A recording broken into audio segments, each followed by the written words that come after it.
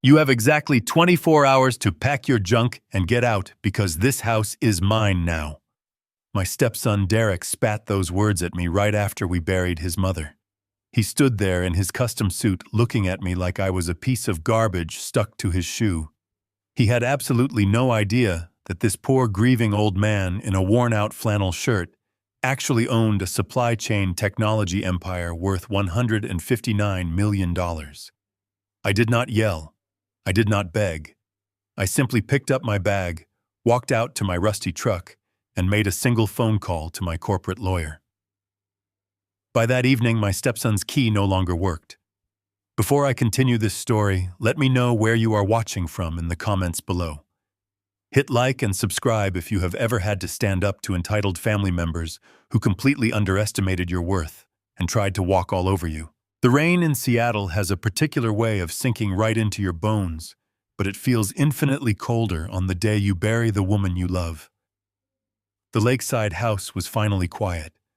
The last of the funeral guests had driven away, taking their casseroles, their damp umbrellas, and their pitying glances with them. The heavy scent of wet wool and wilting funeral lilies still hung thickly in the air, suffocating the space that used to be filled with so much warmth. I stood alone in the kitchen, listening to the rain tap aggressively against the glass patio doors. I was brewing a pot of black coffee, just focusing entirely on the slow drip of the machine, desperately trying to hold myself together. My wife Patty was gone. 15 beautiful years of marriage, 15 years of quiet mornings, drinking coffee by this very lake, all wiped away by 6 brutal, agonizing months of cancer. I was 70 years old, and my heart was shattered into a million irreparable pieces. I just wanted a moment of peace to mourn my wife in the home we had shared. Instead of peace, I heard the sharp, arrogant click of expensive leather shoes echoing against the hardwood floor of the hallway. It was Derek Patty's 42-year-old son. He marched into the kitchen, bringing with him the smell of expensive designer cologne and a wave of entitled rage. Right behind him was his wife Melanie. She was a 38-year-old woman whose entire personality seemed to revolve around her luxury handbags, her perfectly manicured nails, and her superficial social media followers. They did not look like people who had just spent the morning burying their mother and mother-in-law. They looked like impatient predators who had finally cornered their weak, vulnerable prey. Derek did not offer a single word of comfort. He did not ask how I was holding up. He stopped on the opposite side of the kitchen island, his jaw set in a hard, cruel line. He reached into the inner pocket of his tailored suit, pulled out a crumpled piece of paper, and slammed it down onto the polished granite countertop. It was a formal eviction notice hastily typed and aggressively signed. He leaned forward, resting his knuckles on the counter, and stared at me with eyes full of pure, unadulterated disgust. "You have exactly 24 hours to pack your junk and get out," he said, his voice dripping with venom and unearned authority. "This house is mine now." I looked down at the piece of paper resting on the granite, and then I slowly looked down at my own hands. They were rough, heavily calloused, and marked with decades of scars. To anyone looking at me, they were the hands of a retired carpenter, the hands of a simple working man who had scraped by his entire life. That is exactly who Patty believed I was for the entirety of our marriage. When we first met, I was driving a beat-up truck and wearing faded flannel shirts, and she was a humble, retired middle school teacher. She loved me for my quiet nature, for the way I could fix a broken cabinet with ease, for the way I listened to her stories about her students. I never told her the truth about my finances. I never told her that I was the founder and sole owner of Horizon Logistics, a massive supply chain technology corporation that pulled in tens of millions of dollars in revenue every single year. I kept it a secret because I wanted a marriage built on genuine affection, not bank statements, corporate expectations, or gold-digging relatives. I wanted a woman who loved Richard the man, not Richard the millionaire. And Patty gave me the purest, most unconditional love I had ever known. We lived a modest, beautiful life together. Because I kept that secret to protect our peace, her arrogant son assumed I was nothing but a useless, impoverished old drifter who had struck gold by marrying his mother. Patty always tried to see the best in Derek. She would constantly make excuses for his expensive tastes and his reckless spending habits. She would tell me that he was just ambitious, that he wanted to make a mark on the world. But I saw right through his tailored suits and his leased sports cars. I saw a man who was desperate to project an image of extreme wealth without putting in the actual hard work required to achieve it. He was a middle manager at a real estate firm, drowning in debt just to maintain a facade of luxury. He looked down on me because I wore boots covered in sawdust and drove a truck with manual windows, never once realizing that true wealth does not need to scream for attention. It operates silently in the background, controlling the board, while the pawns make all the noise. Melanie stepped up beside Derek, crossing her arms tightly over her chest. She looked past me, glaring out the kitchen window toward the driveway, her lips curled into a vicious sneer. "And you can take that absolute eyesore of a truck with you when you leave?" She snapped, her voice shrill and commanding. "That ancient Ford F-150 is leaking dirty oil all over my new driveway. It is completely disgusting. We are going to have to pay hundreds of dollars to get the concrete professionally power washed just to erase the stain of you being here." Derek scoffed, shaking his head as if my very presence offended him. "Mom subsidized your pathetic life for 15 years, old man," he sneered. "She let you live here, she fed you, she supported you on her teacher pension while you puttered around doing odd jobs in the garage. Well, the free ride is officially over. Mom is dead. Her charity ends today. I want you completely gone by tomorrow afternoon, or I am calling the sheriff to have you physically dragged out for trespassing on my property." They stood there waiting for me to break. They wanted to see the poor old widower beg for mercy. They expected me to cry, to plead for a few more weeks, to figure out my miserable living situation, to ask them where I was supposed to go. They fed on the power dynamic they believed they held over me. I did not give them a single ounce of satisfaction. I did not argue. I did not raise my voice or try to explain myself. I simply looked at Derek, taking in his smug, entitled expression. I took a slow, deliberate sip of my black coffee, feeling the bitter heat slide down my throat, and set the mug down gently on the counter. I had already packed a large canvas duffel bag the night before, fully anticipating that Derek would try something foolish the moment his mother was laid to rest. I knew exactly who he was. I walked over to the hallway closet, grabbed my heavy bag, and slung it over my shoulder.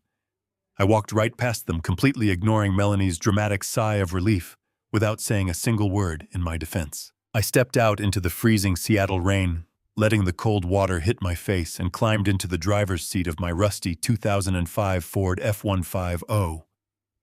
I turned the key, listening to the old engine roar to life, completely ignoring Melanie, who was now glaring at me from the shelter of the front porch. As I pulled out of the driveway and began to drive down the winding, rain-slicked road away from the lake, my demeanor shifted completely. The grieving, quiet carpenter vanished. I reached over to the passenger seat and picked up my phone. I bypassed the standard contacts and dialed a highly encrypted private direct line. It was the number for Victor Caldwell, the ruthless, incredibly efficient chief legal officer of my corporation. He answered on the very first ring, his voice sharp and professional. "Mr. Lawson," Victor said respectfully, "I am so deeply sorry for your loss today. How can I assist you?" I stared out at the dark, heavy clouds rolling over the Seattle skyline. My grief was still there, a heavy stone in my chest, but it was rapidly being encased in a layer of cold corporate calculation. My stepson had just made the biggest mistake of his miserable life, and I was going to ensure he paid for it dearly. "Victor," I said, my voice carrying the absolute authority of a man who controls an empire. "Initiate the property lockdown protocol. Change all the digital security codes for the lake house immediately. No one gets in or out without my explicit authorization." "Consider it done, Sir," Victor replied without a single moment of hesitation. I hung up the phone and kept driving. Derek thought he had just kicked a helpless old man out into the cold rain. He had no idea that he had just declared war on a man who owned the very ground he was standing on. I did not drive far. Only 2 blocks down the winding road, just out of sight from the property, but close enough to see the glow of the streetlights reflecting off the wet asphalt. I pulled the heavy Ford under the thick canopy of a weeping willow, shifting into park and turning off the headlights. The rain continued to drum a relentless beat against the metal roof. The interior was freezing, smelling of old leather, but I did not turn the heater on. I needed the sharp chill to keep my mind entirely focused on the execution of my plan. I reached beneath the passenger seat, pulling out a heavy black briefcase Patty always assumed held my woodworking blueprints. I snapped the metallic latches open and extracted a sleek, military-grade encrypted tablet. It was hardware utilized by top-tier cybersecurity firms, heavily modified by engineers at Horizon Logistics to bypass standard networks. I pressed my thumb against the biometric scanner. The screen glowed to life, casting a pale light across my face in the dark cabin. I opened the surveillance application and tapped into the mainframe of the lake house. The screen split into 12 high-definition camera feeds, offering me a perfect view of every angle of my property. I had installed these cameras years ago under the guise of upgrading basic home security, but in reality, they were wired directly into a closed-loop corporate server. I sat in the silence of my truck, watching the rain wash over the empty driveway, waiting for the inevitable arrival of the man who thought he had conquered my world. Hours passed. The afternoon gray faded into an oppressive black as the Seattle storm intensified. My bones ached from the cold, and my heart ached with the fresh absence of my wife, but my eyes never left the glowing screen. I watched the porch light automatically click on, casting a warm glow over the front steps, where Patty and I used to sit with our morning coffee. Now that sacred space was about to be violated. Just past 8 in the evening, the blinding beams of luxury headlights pierced through the darkness on the camera feeds. A sleek silver Porsche pulled aggressively into my driveway, followed closely by a black Range Rover. They parked haphazardly, their tires crushing the edge of the manicured flower beds Patty had spent years cultivating. The doors swung open, and out stepped Derek, followed by Melanie and 4 of their equally loud friends. They were laughing uproariously, disregarding the quiet dignity of the neighborhood. I zoomed in on the front porch camera, watching the interaction unfold in perfect clarity. Derek stepped up to the heavy oak front door, balancing the champagne bottle under his arm, while he dug into his tailored pockets for his keys. He pulled out the brass key ring, singling out the silver house key with a dramatic flourish for his friends. He slid the key into the mechanical deadbolt, but the cylinder refused to turn. I watched his confident smile falter slightly. He wiggled the key, applying more pressure, assuming the old lock was simply sticking. It was not sticking. Victor had moved faster than the speed of sound. The mechanical lock had an internal electronic override, a feature I specifically requested during installation. When Victor initiated the lockdown protocol, heavy steel pins dropped into place behind the doorframe, rendering any physical key completely useless. Derek grunted in frustration. I stepped out of the shadows cast by the weeping willow tree. The wet gravel crunched under my boots as I walked calmly into the flashing police lights. The officers instinctively turned their flashlights toward me. I did not flinch. I simply stood there, letting the light reveal my worn flannel shirt and steady expression. "He is not the owner of this property," a sharp voice called out behind me. Victor Caldwell stepped into the light. He looked out of place in a suburban neighborhood at midnight. He wore a flawless charcoal suit holding a leather briefcase. He walked with the measured confidence of a man who commanded legal armies. The officers lowered their flashlights, sensing immediately that Victor was a professional. "My name is Victor Caldwell," he stated clearly, pulling a corporate identification card from his breast pocket and handing it to the closest sergeant. "I am the chief legal officer for Horizon Holdings. We represent the true owner of this estate." He took out reckless loans and used his mother's beloved house as collateral without her comprehension. When his ventures inevitably failed, the bank moved swiftly to foreclose on the property. Patty was terrified by the thought of losing the home where she raised her children. She believed the bank was showing mercy when the foreclosure was suddenly halted and the debt vanished. She never knew that I was the one who saved her. I used an anonymous shell company under Horizon Logistics to purchase the distressed debt directly from the bank. I paid off every cent Derek owed and transferred the deed entirely into the name of Horizon Holdings. I allowed Patty to live there under a permanent rent-free lease. Derek had spent the last decade believing he had charmed his way out of the foreclosure. He had no idea that I owned the walls enclosing him, the floor beneath his feet, and the very grass he was currently bleeding onto. The police sergeant scanned the detailed legal documents, his eyes darting from the corporate seals to Victor's identification. The paperwork was flawless and legally binding, bearing the weight of a billion-dollar corporate legal department. The sergeant nodded, closing the folder and handing it back to Victor. "The deed is clear," the sergeant said, his voice dropping as he turned his attention back to Derek. "This property is fully owned by Horizon Holdings. You have no legal right to be here, and you are currently under arrest for breaking and entering destruction of private property and trespassing." The officers hauled Derek off the hood of the Porsche, spinning him around to face the street. For a fleeting second, I saw genuine terror flash across his eyes. The reality of the cold steel handcuffs cutting into his wrists seemed to finally register. He looked at me expecting to see the carpenter he had bullied for 15 years. Instead, he saw a man who was watching his destruction with absolute indifference. But the terror in Derek's eyes only lasted for a moment. It was replaced by a sickly, arrogant smirk that made my blood run cold. He stood up straighter, ignoring the rain soaking his ruined suit. "You think you are so smart, old man?" Derek sneered, a dark laugh escaping his lips. "You think you can pull a fast one with some corporate loophole? I knew you were a parasite. Melanie, call Trent right now. Tell him to bring the paperwork." Melanie scrambled for her phone, her manicured fingers slipping on the wet screen. She dialed a number and screamed into the receiver. A sleek black sedan pulled aggressively into the cul-de-sac, parking behind the police cruisers. A man stepped out holding a large black umbrella. This was Trent Harrison, a local attorney known for representing the worst kind of clientele. He was an opportunistic bottom feeder specializing in exploiting legal loopholes. He wore a flashy suit and carried a plastic briefcase, walking toward the police with unearned confidence. "Officers." "Good evening," Trent said smoothly, flashing a greasy smile as he ducked under the police tape. "I am Trent Harrison, the legal counsel for Mr. Derek Lawson. I demand that you release my client immediately. You are making a terrible mistake."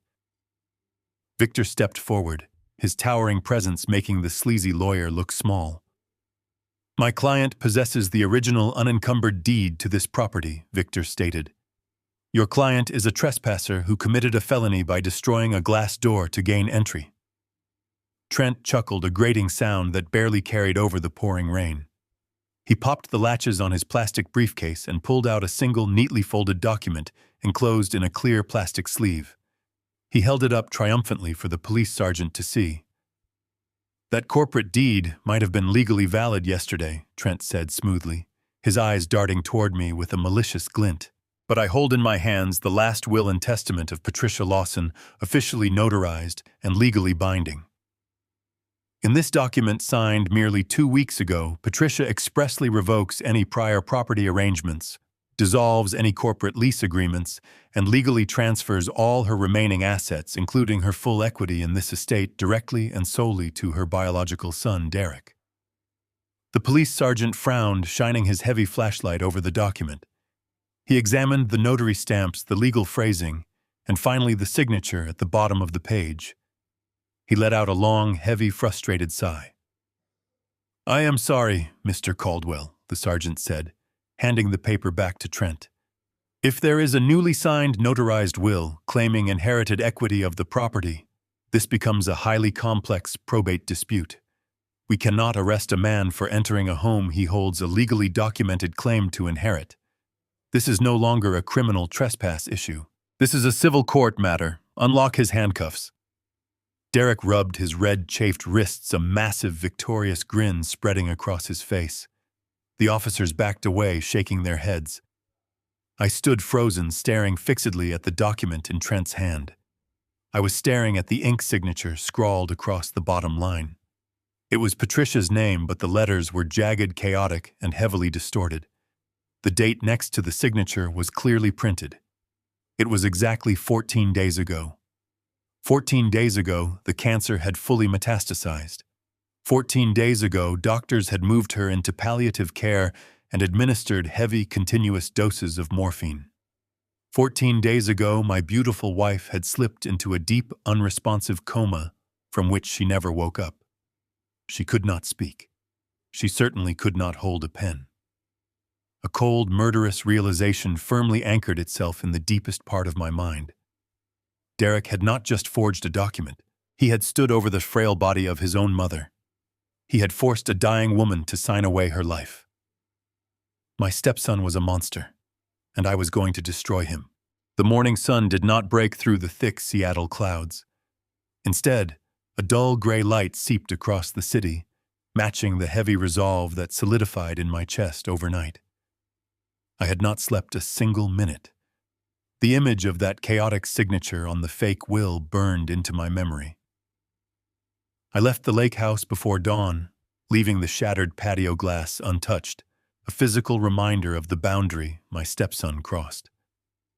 I climbed into the cab of my battered 2005 Ford F-150. I drove away from the quiet suburban streets, heading directly into the towering heart of the downtown financial district. I navigated the familiar route with mechanical precision. I approached the sleek skyscraper housing the global headquarters of Horizon Logistics.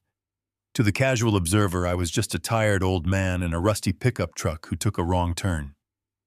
I pulled up to the heavily guarded entrance of the underground VIP parking garage. The security gate scanned my vehicle. The heavy steel barrier glided open without a single guard questioning me. I drove down into the subterranean cavern, bypassing the luxury sedans of my executive board, and parked my leaking, mud-splattered truck in the prime space reserved exclusively for the founder and chief executive officer. I cut the engine and stepped out into the climate-controlled garage. I walked purposefully toward a solid steel door secured by a retinal scanner. I leaned forward to let the laser sweep across my eye. The heavy door clicked open, revealing a private glass-walled elevator running exclusively from the bunker directly to the penthouse suite. I stepped inside and pressed the single illuminated button. As the elevator climbed 50 stories above the waking city, I began shedding my disguise. I unbuttoned the faded flannel shirt that I had worn to project the image of a simple, retired carpenter. I pulled it off my shoulders, dropping it carelessly onto the polished floor of the elevator. Underneath, I wore a crisp undershirt, but even that felt too reminiscent of the man who passively endured Derek's insults for 15 years. I stepped out of the elevator into the expansive foyer of my private office suite. The space was a testament to extreme wealth and corporate power, featuring floor-to-ceiling windows offering a panoramic view of the Seattle skyline. I walked directly into my private dressing room, a space larger than the bedroom Derek tried to kick me out of. Inside the cedar closet hung a bespoke charcoal gray Italian suit, tailored to project uncompromising authority. I dressed methodically, securing my cuffs with silver links and tying a silk tie.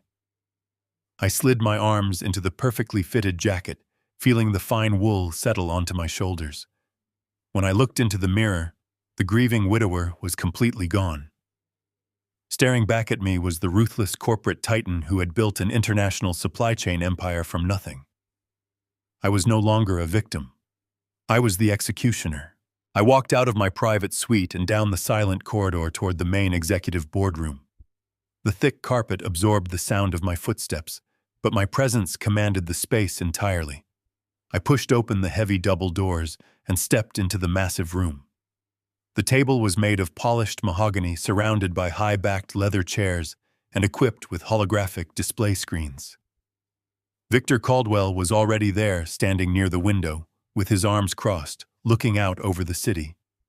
He turned as I entered, taking in my transformed appearance. He did not say a word about the suit or the sudden shift in my demeanor. He simply nodded, understanding immediately that the time for restraint had officially ended. I took my seat at the head of the long table, resting my hands flat against the cool wood.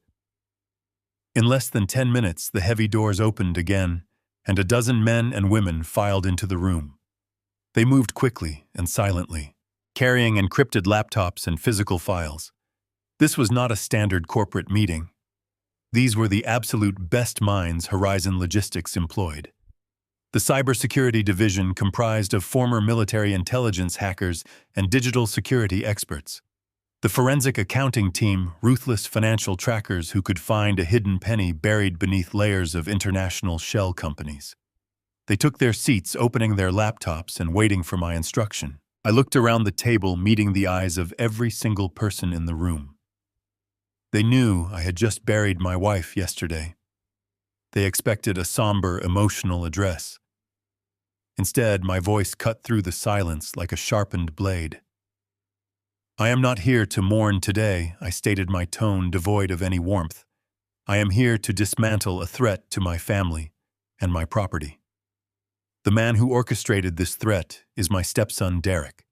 He is operating under the delusion that he successfully stole my assets using a forged document produced by a corrupt local attorney named Trent Harrison.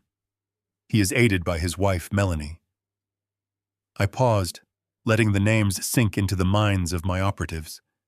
I leaned forward, resting my elbows on the mahogany surface. I want Derek, Melanie, and Trent Harrison financially and legally vivisected. I want every digital footprint they have ever left examined under a microscope. I want to know where every dollar they earn comes from and exactly where it goes. I want to know about their debts, their secret accounts, their off-the-books transactions, and their communications. I want Trent Harrison's law firm completely compromised. I want every email he has ever sent and every encrypted file he thinks is safely hidden dragged out into the light. Leave absolutely no stone unturned. I want their entire lives deconstructed, categorized, and weaponized. You have unlimited resources, unlimited funding, and my full authorization to utilize any method necessary to acquire this intelligence. Get to work. The room erupted into quiet, organized chaos. Fingers flew across keyboards as the cybersecurity team began launching sophisticated penetration protocols against Trent Harrison's small, vulnerable legal practice. The forensic accountants tapped into banking networks, tracking Derek's financial history with relentless precision. I sat at the head of the table, a silent sentinel, watching my corporate army systematically dismantle the lives of the people who thought they could destroy me. Victor stood by my side, occasionally leaning down to whisper updates as the initial waves of data began to flow onto the main holographic display screen. The hours ticked by, the sun outside finally breaking through the clouds, casting bright shafts of light across the glass walls of the boardroom. We ordered coffee, but no one stopped working. I watched the screens fill with bank statements, credit card bills, and mortgage details. The financial picture of Derek and Melanie was pathetic. A massive web of unpaid debt and desperate high-interest loans taken out just to maintain a fragile illusion of wealth. But debt alone was not enough to send a man to federal prison. I needed proof of the forgery. I needed the undeniable evidence of his cruelty. It was exactly 2 p.m. when the lead cybersecurity director, a brilliant young woman named Sarah, suddenly stood up from her chair. The rhythmic clacking of her keyboard stopped, replaced by a heavy, stunned silence that quickly spread across her side of the table. "Mr. Lawson," she said, her voice unusually tight and hesitant. "We have successfully breached Trent Harrison's private encrypted cloud storage.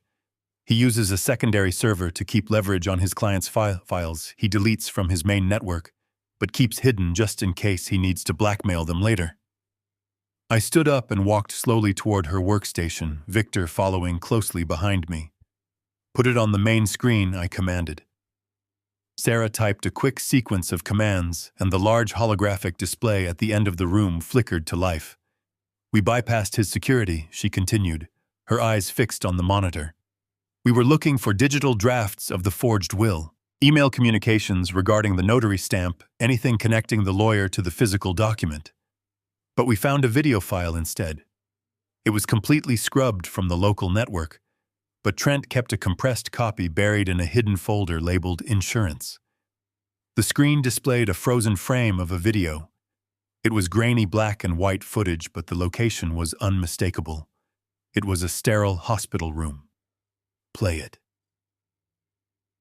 I ordered, my chest tightening with a dark, terrible anticipation. Sarah hit a button. The video began to play in silent, haunting clarity.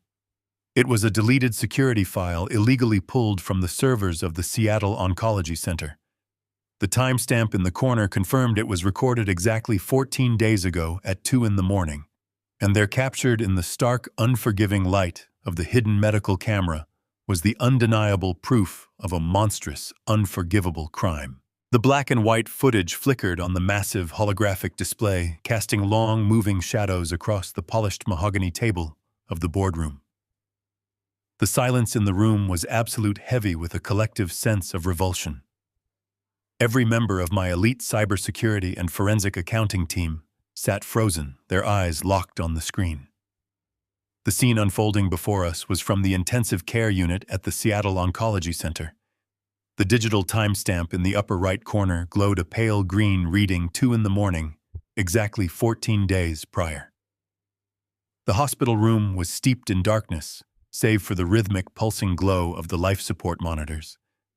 In the center of the frame lay Patty, my beautiful wife, looking incredibly frail and small amidst the tangle of tubes and wires keeping her physical body tethered to this earth. She was deep in a medically induced coma, her chest rising and falling in slow mechanical intervals, assisted by the ventilator. Her face, usually so full of warmth and light, was slack and unresponsive. I felt a tight, agonizing band of grief constrict my chest. I had spent countless nights sleeping in a chair right next to that bed, holding her hand and whispering stories to her, hoping she could hear me in whatever deep sleep she was trapped inside. But I was not in the room that night. The doctors had finally convinced me to go home and rest for a few hours, assuring me that her condition was stable and nothing would change before morning. It was a rare window of vulnerability, a narrow gap in my constant vigil, and the predators had been waiting for exactly that moment. The heavy door to the intensive care unit slowly eased open. 2 figures slipped into the room, their movements furtive and hurried. Even through the grainy, low-light resolution of the security camera, their identities were unmistakable. It was Derek, dressed in a dark overcoat, and Trent Harrison, the sleazy lawyer, carrying his signature plastic briefcase. They did not pause at the foot of the bed. They did not offer a moment of reverence or sadness for the dying woman lying before them. They moved with the cold, practiced efficiency of thieves robbing a tomb. Derek stepped up to the right side of the bed, positioning his body between the doorway and his mother. Trent stood on the opposite side, opening his briefcase on the small, rolling medical tray table. He extracted a thick stack of papers, the fraudulent last will and testament, and laid them out flat. Then he produced a small rectangular black object, an ink pad. I watched my breathing turning shallow as my stepson reached down and took his mother's fragile, unconscious hand. Patty did not stir. She did not react. She was entirely at their mercy.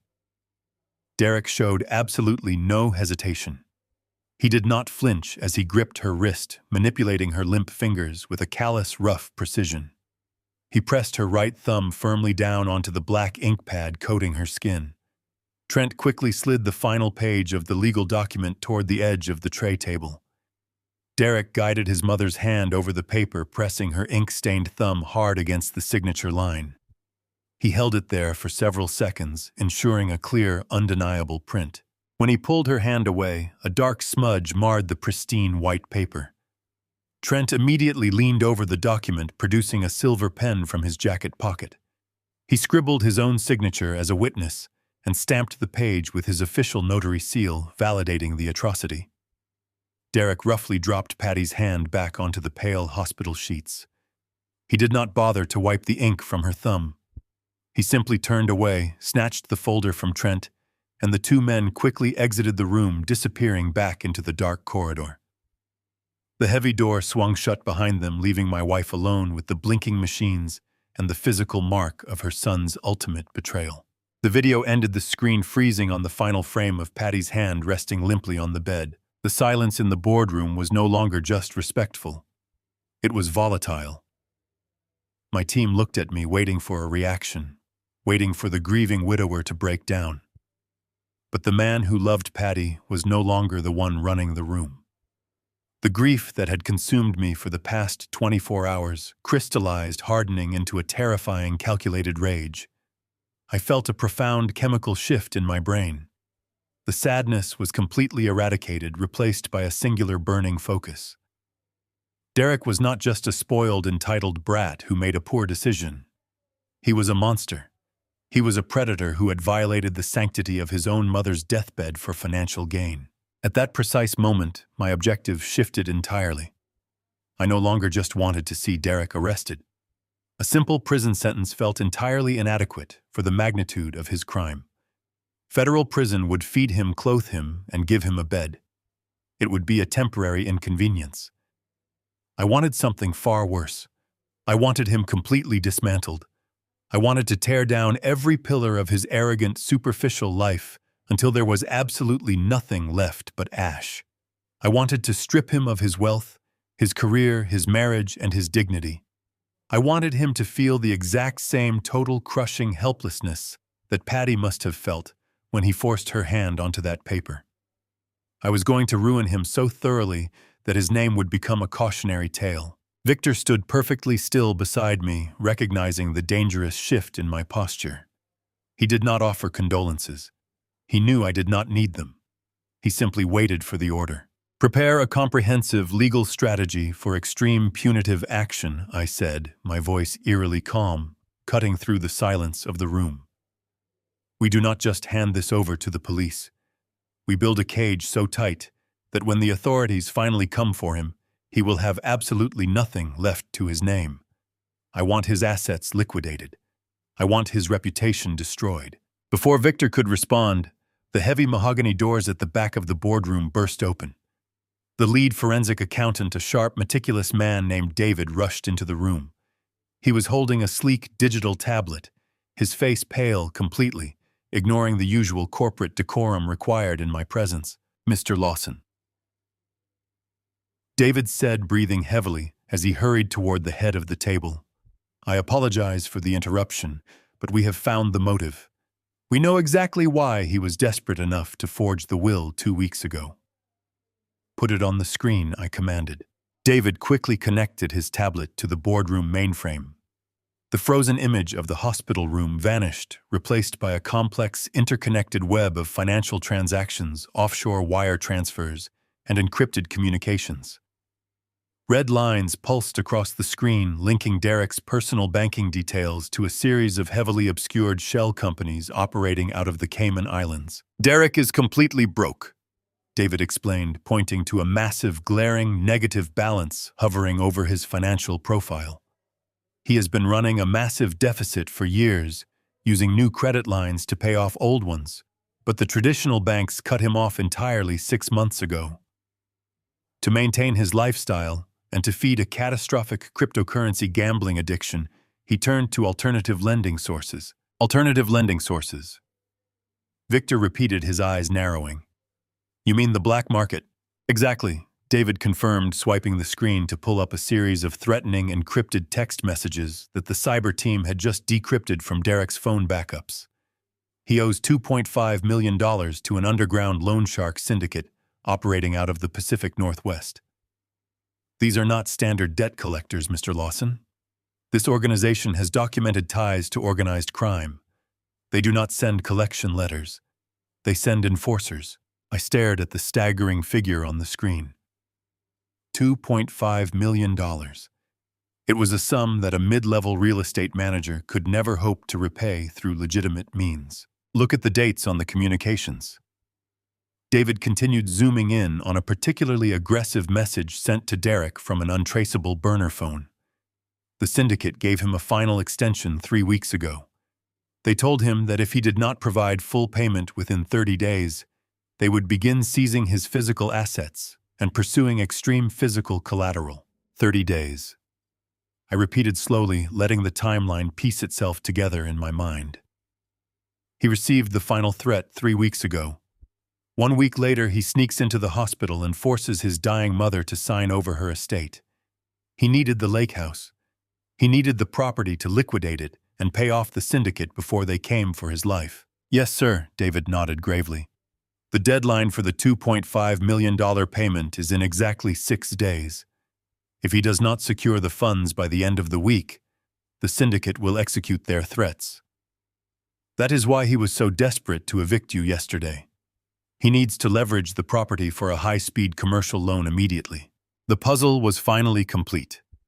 Derek was not just arrogant. He was a cornered animal fighting for his own survival. He had sacrificed his mother's dignity because he was terrified of the people he owed money to.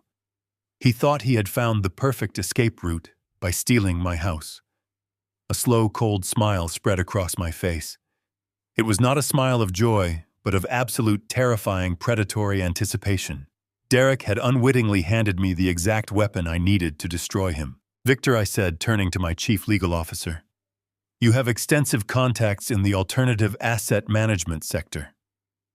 Do you not? I do, Sir Victor replied, his own expression turning remarkably lethal as he immediately grasped my intent. Good, I said, buttoning my suit jacket and stepping away from the table. Find the syndicate. Contact the men who hold Derek's debt. Tell them a private investor wishes to purchase his entire loan portfolio for a premium in cash. I want to buy his debt, Victor. I want to own his life. Make the arrangements immediately. I walked out of the boardroom, the frantic sound of keyboards resuming behind me, leaving the grieving husband in the past, and stepping fully into the role of the architect of his total annihilation. I did not return to the expansive penthouse suite to rest. There was no time for exhaustion, and the adrenaline coursing through my veins made sleep an absolute impossibility. I walked straight back into the secondary command center, where David and his forensic accounting team had established their operational base. The room hummed with the quiet, intense energy of high-level financial espionage. I needed to know the full, unvarnished extent of my stepson's financial ruin. Buying the debt from the underground syndicate was only the first phase of my strategy. To properly dismantle a man like Derek, I needed to understand the exact anatomy of his desperation. I instructed David to pull every single bank statement, credit line, and wire transfer associated with Derek from the past 12 months. I wanted to see every penny he had bled dry. David projected the financial models onto the glass monitors. The data painted a pathetic picture of a man drowning in his own arrogance. Derek had leveraged his luxury vehicles, his expensive watches, and even his wife's designer jewelry to secure temporary bridge loans. But as the forensic team dug deeper into the hidden offshore routing numbers, tracking the flow of the embezzled cash, they stumbled upon an anomaly. It was not a standard corporate transaction or a missing crypto dividend.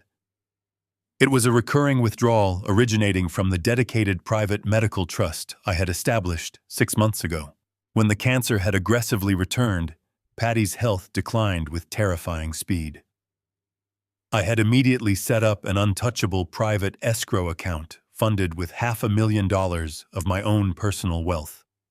The sole purpose of that trust was to cover the astronomical costs of her specialized out-of-pocket pain management treatments.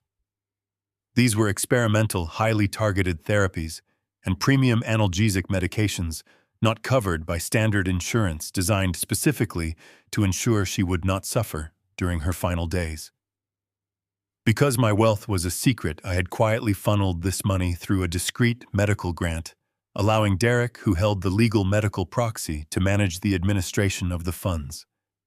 I had trusted a son to prioritize his dying mother's comfort. David clicked a button, and the stark, glaring ledger of the medical trust filled the screen. The funds had been withdrawn regularly, exactly as scheduled, but the cross-referenced pharmacy receipts told a sickeningly different story. Derek had intercepted the grant money. As the designated medical proxy, he possessed the legal authority to adjust her treatment plans. The pharmaceutical records proved that 3 months ago, Derek had systematically instructed the oncology center to cancel the orders for her premium targeted pain medications. He officially downgraded her prescriptions to the cheapest, most basic generic alternatives available on the market. The cost difference was astronomical. My team traced the diverted funds. Every single week, Derek pocketed tens of thousands of dollars meant for his mother's relief. He funneled the stolen medical money directly into his offshore accounts to pay the compounding weekly interest on his catastrophic cryptocurrency gambling debts. I stood perfectly still, staring at the clinical, undeniable numbers glowing on the screen. The air in the room felt entirely depleted. My vision tunneled. The memories I had fought so desperately to suppress came flooding back with violent, agonizing clarity. I remembered sitting by Patty's bedside during those final harrowing weeks. I remembered holding her frail hand as she cried, her body trembling from a deep, relentless agony that the medications simply could not touch. I remembered running into the hospital corridors, demanding answers from the oncology team, begging them to increase her dosage or find a better solution. The doctors had looked so baffled, so deeply apologetic. They told me that sometimes the human body simply builds an unprecedented tolerance to pain management. They looked me in the eye and said that her suffering simply could not be helped, that it was a tragic, unavoidable part of the end-stage process. I had watched the woman I loved more than life itself wither away in absolute excruciating agony, believing that medicine had simply failed her. But medicine had not failed my wife. Her own son had sold her comfort to pay off his gambling debts. He had watched her cry in pain, knowing he held the money for her relief in his fraudulent offshore bank accounts. He traded his mother's peaceful passing to buy himself a few more weeks of breathing room from the violent loan sharks he feared so much. The rage that washed over me was no longer a hot, blinding fire. It was a cold, absolute void. Any lingering trace of mercy I might have harbored for the poor boy I helped raise vanished entirely. I did not just want to ruin his finances anymore. I made a silent, unshakable vow to end his existence in civilized society. I would strip him of his freedom, his dignity, and his future. He would rot in a federal cell with nothing but the memory of his monstrous greed to keep him company. But to execute my plan flawlessly, I needed to maintain the illusion of my vulnerability for just a little while longer. I instructed Victor to finalize the purchase of the syndicate debt by the morning and left the towering corporate fortress. I drove my rusty pickup truck to a cheap rundown motel on the outskirts of the city. It was a dilapidated building with flickering neon signs and peeling paint, exactly the kind of place a destitute, evicted old man would be forced to stay. I checked into a ground-floor room using cash to pay for a single night. The room smelled of stale smoke and damp carpet. I sat on the edge of the sagging mattress, staring at the peeling wallpaper, waiting for the legal machinery of Horizon Logistics to close the trap around Derek's throat. I expected the night to pass quietly, a brief pause before the storm I was about to unleash. But I had severely underestimated Derek's bloated, reckless confidence. He believed he had won a total victory. He believed he had successfully banished me from his life, securing his stolen inheritance without a single consequence. And because he felt so completely untouchable, he decided to strike first. He wanted to ensure that the pathetic old carpenter never even thought about challenging the forged will in civil court. He wanted to send a definitive physical message. I sat in the darkness of the motel room. The clock on the table flashed red, reading midnight. The rain had stopped, leaving a heavy silence over the empty parking lot outside my window. The silence was shattered by the aggressive roar of an engine pulling into the lot. Heavy tires crunched over the loose gravel, stopping directly in front of my door. I did not move from the edge of the mattress. I simply waited, listening to the heavy, deliberate footsteps approaching my room. Two men approached, their boots striking the pavement with a calculated rhythm. A sudden, violent pounding rattled the flimsy wooden door, vibrating the cheap metal frame. It was not a polite knock. It was a blatant threat meant to inspire terror in a defenseless old man. A deep, gruff voice called out from the other side, using a derogatory name Derek often used behind my back. The voice warned me to leave the state by morning, or the next visit would involve a hospital stay. Derek had actually sent hired muscle to intimidate a grieving widower. He believed he was a powerful kingpin who could simply bully his problems into submission. He thought the thugs outside my door would make me cower in absolute fear, forcing me to surrender my rights and flee the city forever. He had absolutely no idea that the man sitting in the dark room was currently purchasing his entire life through a corporate legal team. I stood up slowly from the sagging mattress, smoothing the front of my shirt. I did not call out. I did not answer the door. I let them pound their heavy fists against the wood one last time before they finally turned around, getting back into their idling vehicle and driving away into the night, confident they had thoroughly terrified me. I walked over to the window, pulling the ragged curtain back just a fraction of an inch to watch their taillights disappear down the desolate street. A cold, terrifying smile spread across my face. Derek had just handed me the final necessary piece of my revenge. He escalated this from a financial dispute to physical intimidation. He had completely sealed his own doom. The war was no longer just about the house or the money. It was about absolute, total annihilation. I pulled my encrypted corporate smartphone from my pocket and dialed Victor's private line. "The final phase begins tomorrow," I said, my voice eerily calm. "We are not just taking his money anymore. We are taking his freedom." The morning light was harsh and unforgiving as I finally stepped out of the dreary motel room. I needed to maintain the carefully constructed illusion of my displacement, so I drove my old truck to a local grocery store a few miles down the road. I walked through the brightly lit aisles, picking up a few cheap essentials, some instant coffee, a loaf of bread, and a few bottles of water. I carried my small plastic bag out into the expansive, nearly empty parking lot. The cold Seattle air bit at my face, but it was the sight waiting for me near my vehicle that truly chilled the morning. The same two men who had pounded on my motel room door the night before were leaning casually against the side of my battered Ford. They were physically imposing, wearing dark leather jackets and thick boots meant to project raw, intimidating violence. One of them held a heavy, solid steel tire iron, tapping it rhythmically against his open palm. I did not alter my pace. I walked steadily toward them, my face an absolute mask of calm indifference. The man with the tire iron stepped forward, blocking my path to the driver's side door. He looked me up and down, clearly amused by the sight of a supposedly frail, impoverished old man holding a pathetic bag of groceries. He leaned in close, his breath smelling of stale tobacco and cheap coffee. He told me that his boss Derek was losing his patience. He said that I had worn out my welcome in this city, and that if I did not legally drop my claim on the lake house by tomorrow, the next thing they broke would not be made of glass or metal. To punctuate his threat, the man casually swung the heavy steel bar backward, bringing it down with a sickening crunch directly onto the rear taillight of my truck. Red plastic shattered instantly, scattering across the wet pavement. He did not stop there. He swung again, burying the iron deep into the metal tailgate, leaving a massive, jagged dent in the rusted exterior. His partner laughed, waiting for me to react. They expected me to shout, to beg them to stop, or to pull out my phone and frantically call the police. I did none of those things. I simply stood there, my breathing slow and measured, watching them destroy a vehicle that was worth less than a fraction of what my company earned in a single second. I knew that reacting emotionally to mindless pawns was a poor man's game. True power does not bark at dogs. It simply buys the kennel and puts them all to sleep. When they realized I was not going to give them the panicked reaction they craved.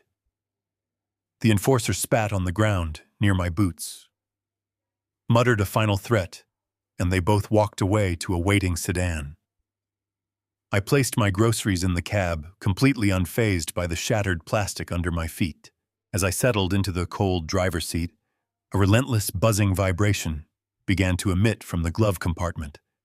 It was the older, inexpensive cellular phone I maintained solely for my interactions with Patty and her extended social circle.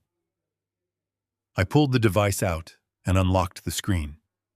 It was overflowing with dozens of unread text messages and missed calls. These were not corporate alerts. These were notifications from old neighbors, distant relatives, and individuals from Derek's expansive, superficial social network. The messages were universally vitriolic. They called me a monster, a parasite, a greedy old man who was terrorizing a grieving family. I opened the most recent message from a neighbor I had known for a decade. It contained no text, only a direct link to a popular social media platform. I tapped the link and the screen transitioned to a video playing on Melanie's highly curated profile. Melanie sat in the center of the frame, positioned perfectly in the luxurious living room of the lake house my money had secretly saved. She was dressed in black, her hair slightly messy, and her makeup masterfully applied to appear as though she had been crying for hours. She looked directly into the camera, letting out a trembling, dramatic sigh before she began to speak. Her voice was breathy and fragile, carefully engineered to garner maximum sympathy from her thousands of digital followers. She told a horrific, entirely fabricated story about the sudden death of her beloved mother-in-law. She claimed that the family was completely devastated, barely able to process their immense grief when they were suddenly attacked by a vicious, opportunistic predator. She looked into the lens and named me, calling me her abusive, freeloading stepfather-in-law. She lied with absolute staggering conviction. She told her massive audience that I had lived entirely off Patty's meager pension, refusing to work and emotionally draining their family for 15 years. She claimed that the moment Patty passed away, I produced a fraudulent legal claim, attempting to illegally steal the family home out from under her mourning husband. She squeezed her eyes shut, forcing a single perfectly timed tear to roll down her cheek. She pleaded with her followers for support, stating that they were terrified of my erratic, threatening behavior and that they just wanted peace to mourn in their rightful home. The video had already amassed tens of thousands of views and thousands of furious comments. The digital mob had been fully mobilized, sharpening their virtual pitchforks and demanding absolute justice for the poor victimized couple. Melanie had weaponized her online presence, aiming the blind, unthinking rage of the internet directly at my chest. Derek and Melanie believed this was their masterpiece. They thought that by humiliating me publicly, by dragging my name through the digital mud, they would shame me into hiding. They assumed a quiet old carpenter would be utterly terrified by public scrutiny and fold under the immense pressure of societal condemnation. They were trying to completely isolate me, cutting off any potential allies I might have had in the community. I sat in my battered, vandalized truck, watching the video loop a second time. I did not feel a single shred of shame or embarrassment. I only felt a profound, chilling clarity. They were deploying every dirty, desperate tactic they could think of because they were fighting a war they did not even understand. They believed they were crushing a defenseless old man. They had absolutely no idea they were throwing pebbles at a corporate titan who could dismantle their entire digital and physical existence with a single phone call. I turned the phone off, severing the connection to their pathetic, manufactured drama. I tossed the device back into the glove compartment and started the engine. The truck roared to life, the sound of the broken taillight, housing rattling slightly as I shifted into gear. I pulled out of the grocery store parking lot, merging onto the highway that led back to the towering glass and steel structures of the financial district. I drove with absolute precision, my mind organizing the final sequence of my counterstrike. I returned to the heavily fortified underground bunker of Horizon Logistics. The security gates opened silently, welcoming the chief executive officer back to his domain. I bypassed the private dressing room this time, walking straight through the penthouse corridors in my flannel shirt and worn boots. The stark contrast between my appearance and the opulent corporate surroundings meant absolutely nothing to me now. I pushed open the heavy mahogany doors of the main executive boardroom. The elite cybersecurity and forensic accounting teams were still at their stations, monitoring the endless streams of financial data flowing across the massive holographic displays. Victor Caldwell stood at the head of the table, his phone pressed firmly against his ear, negotiating in hushed, intense tones. He ended the call the moment I walked into the room, turning to face me. The digital smear campaign has accelerated, Victor reported, his voice devoid of emotion. They are attempting to freeze your social mobility and force a hasty settlement on the property. I nodded, walking slowly to the head of the table and placing my hands flat against the cool, polished wood. They smashed my truck this morning, I stated, my voice echoing loudly in the quiet boardroom. They sent 2 enforcers to my location to issue physical threats, and they have launched a comprehensive public defamation campaign against me online. They are utilizing every weapon in their meager arsenal because they believe they are winning. They think I am bleeding. I looked directly into Victor's eyes. We are no longer waiting. Establish an immediate line of communication with the syndicate holding Derek's $2.5 million debt. Tell them Richard Lawson is personally authorizing the full cash purchase of that loan at a 20% premium. Tell them I want the unencumbered rights to collect on his life. Victor moved with devastating and absolute efficiency. By late afternoon, the meeting was set. I shed the flannel shirt and worn boots for the final time, replacing them with a dark, immaculately tailored Italian suit. This was not a meeting for a grieving carpenter. This required the full, terrifying weight of the Chief Executive Officer of Horizon Logistics. The location chosen by the syndicate was an exclusive subterranean cigar club nestled deep within the industrial district of Seattle. It was a place where dirty money rubbed shoulders with corrupt politics in dimly lit, smoke-filled rooms. I arrived in my armored black Maybach, driven by my personal head of security. I stepped out into the damp evening air, flanked by 2 armed corporate protection agents, and descended the concrete stairs into the heavy, fragrant darkness of the club. The air inside was thick with the scent of aged tobacco and expensive scotch. The syndicate boss was waiting for me in a private, soundproof VIP lounge at the very back of the establishment. His name was irrelevant to me, but he operated under the moniker of a legitimate venture capitalist. He sat in a high-backed leather armchair, flanked by 3 massive, heavily tattooed enforcers who looked like they belonged in a maximum security prison. The boss himself wore a flashy silk suit, a gold watch glinting on his thick wrist. He smiled a predatory, arrogant smile as I walked into the room. He expected a desperate, frightened old man, someone he could intimidate and bleed dry. He assumed I was just another weak mark. He did not bother standing up to greet me, gesturing lazily toward the empty chair across the low oak table. I sat down slowly, waving away his offer of a drink with a single sharp movement of my hand. My security agents took their positions silently by the door. I looked directly into the eyes of the syndicate boss, allowing the absolute freezing silence of the room to stretch until his arrogant smile began to falter. You are holding a debt portfolio belonging to my stepson, Derek, I stated, my voice completely devoid of any inflection. The principal amount is $2.5 million. You have given him a 30-day deadline, which expires at the end of this week, threatening physical collateral if he fails to pay. The boss leaned forward, resting his heavy forearms on the table, trying to reassert his dominance. He told me that Derek was a dead man walking, and that family ties meant absolutely nothing in his line of business. His words were meant to inspire pure terror. He said that if I was here to beg for an extension or cry about a payment plan, I was wasting my breath.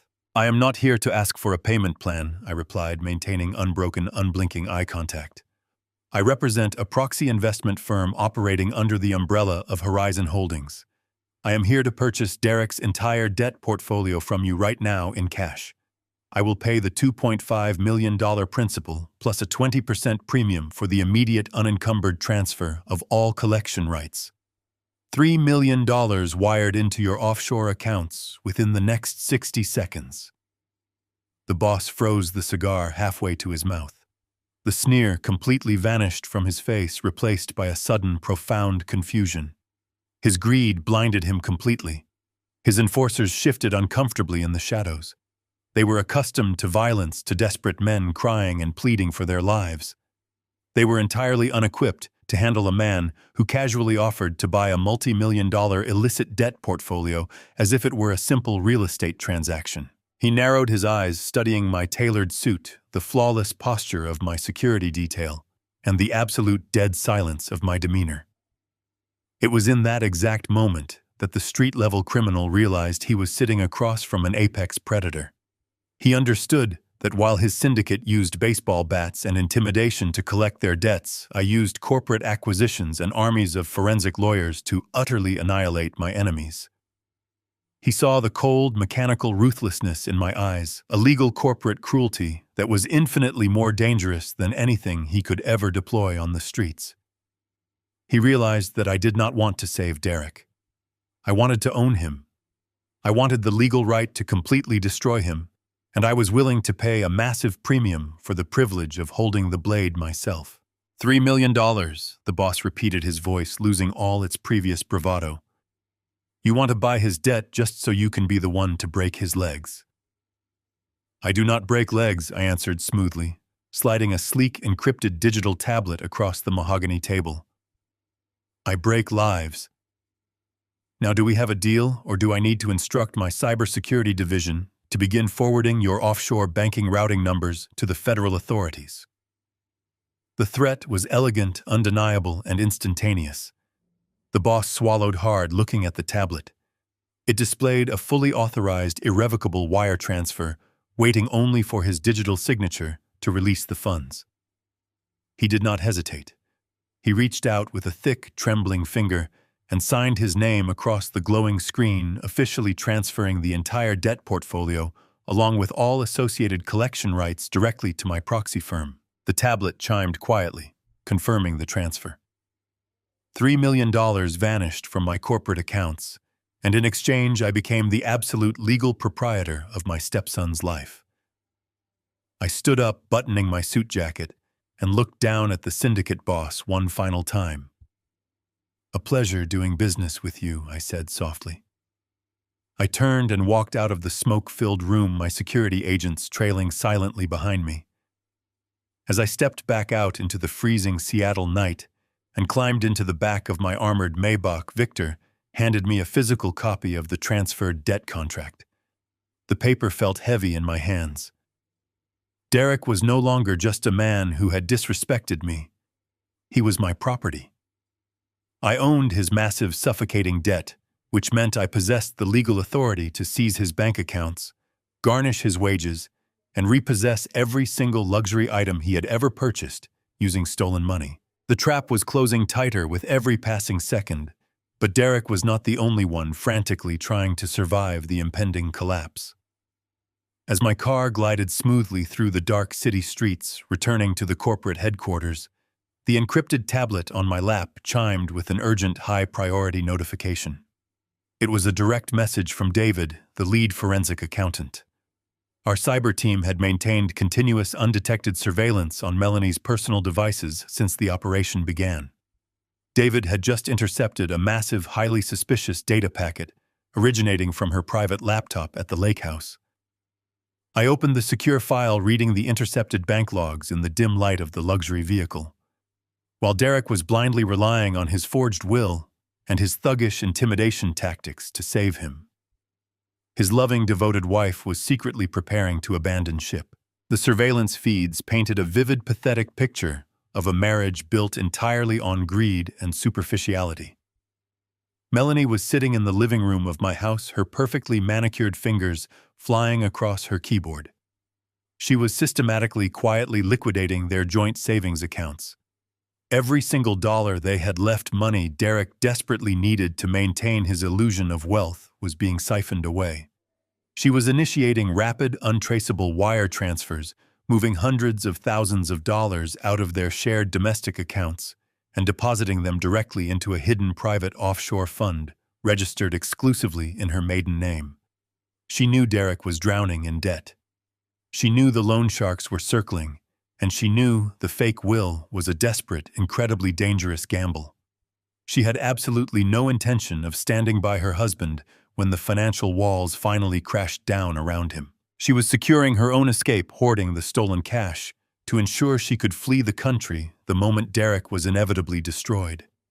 She was leaving him to face the wrath of the syndicate, completely alone and entirely penniless. I watched the progress bars on her illegal transfers complete, one by one, of a cold, satisfied smile touching my lips. Derek thought he had orchestrated the perfect crime by forcing his dying mother to sign a fraudulent document. He thought he was surrounded by loyal allies and a loving wife. He had no idea that he was standing on a trapdoor, perfectly isolated, and I was the one holding the lever. The debt was mine. His wife was abandoning him. The corporate takeover of his career was already in motion. The noose was securely fastened around his neck, and tomorrow morning I was going to pull it tight. The dawn broke over Seattle, washing the city in a cold, unforgiving light. While Melanie plotted her escape and the syndicate boss counted his massive wire transfer, Derek woke up entirely oblivious to the rapidly shrinking dimensions of his world. He still clung to the one remaining pillar of his manufactured identity. This was his prestigious position as a branch director at Pinnacle Luxury Estates. It was a high-end boutique real estate brokerage catering exclusively to the ultra-wealthy. His six-figure salary, though entirely insufficient to cover his catastrophic gambling losses, provided the essential facade of a successful, legitimate businessman. He used his corporate title to command respect, to lease his sports cars, and to convince his superficial friends that he was a master of the universe. It was the very foundation of his arrogant persona, the shield he hid behind whenever reality threatened to break through. I knew that simply taking the lake house or seizing his bank accounts would not be enough. If Derek retained his lucrative career, he might find a way to secure new loans to charm new investors or to slither out of the trap. I had to completely eradicate his ability to generate income. I had to ensure that when the hammer finally fell, he would have absolutely no professional standing to fall back on.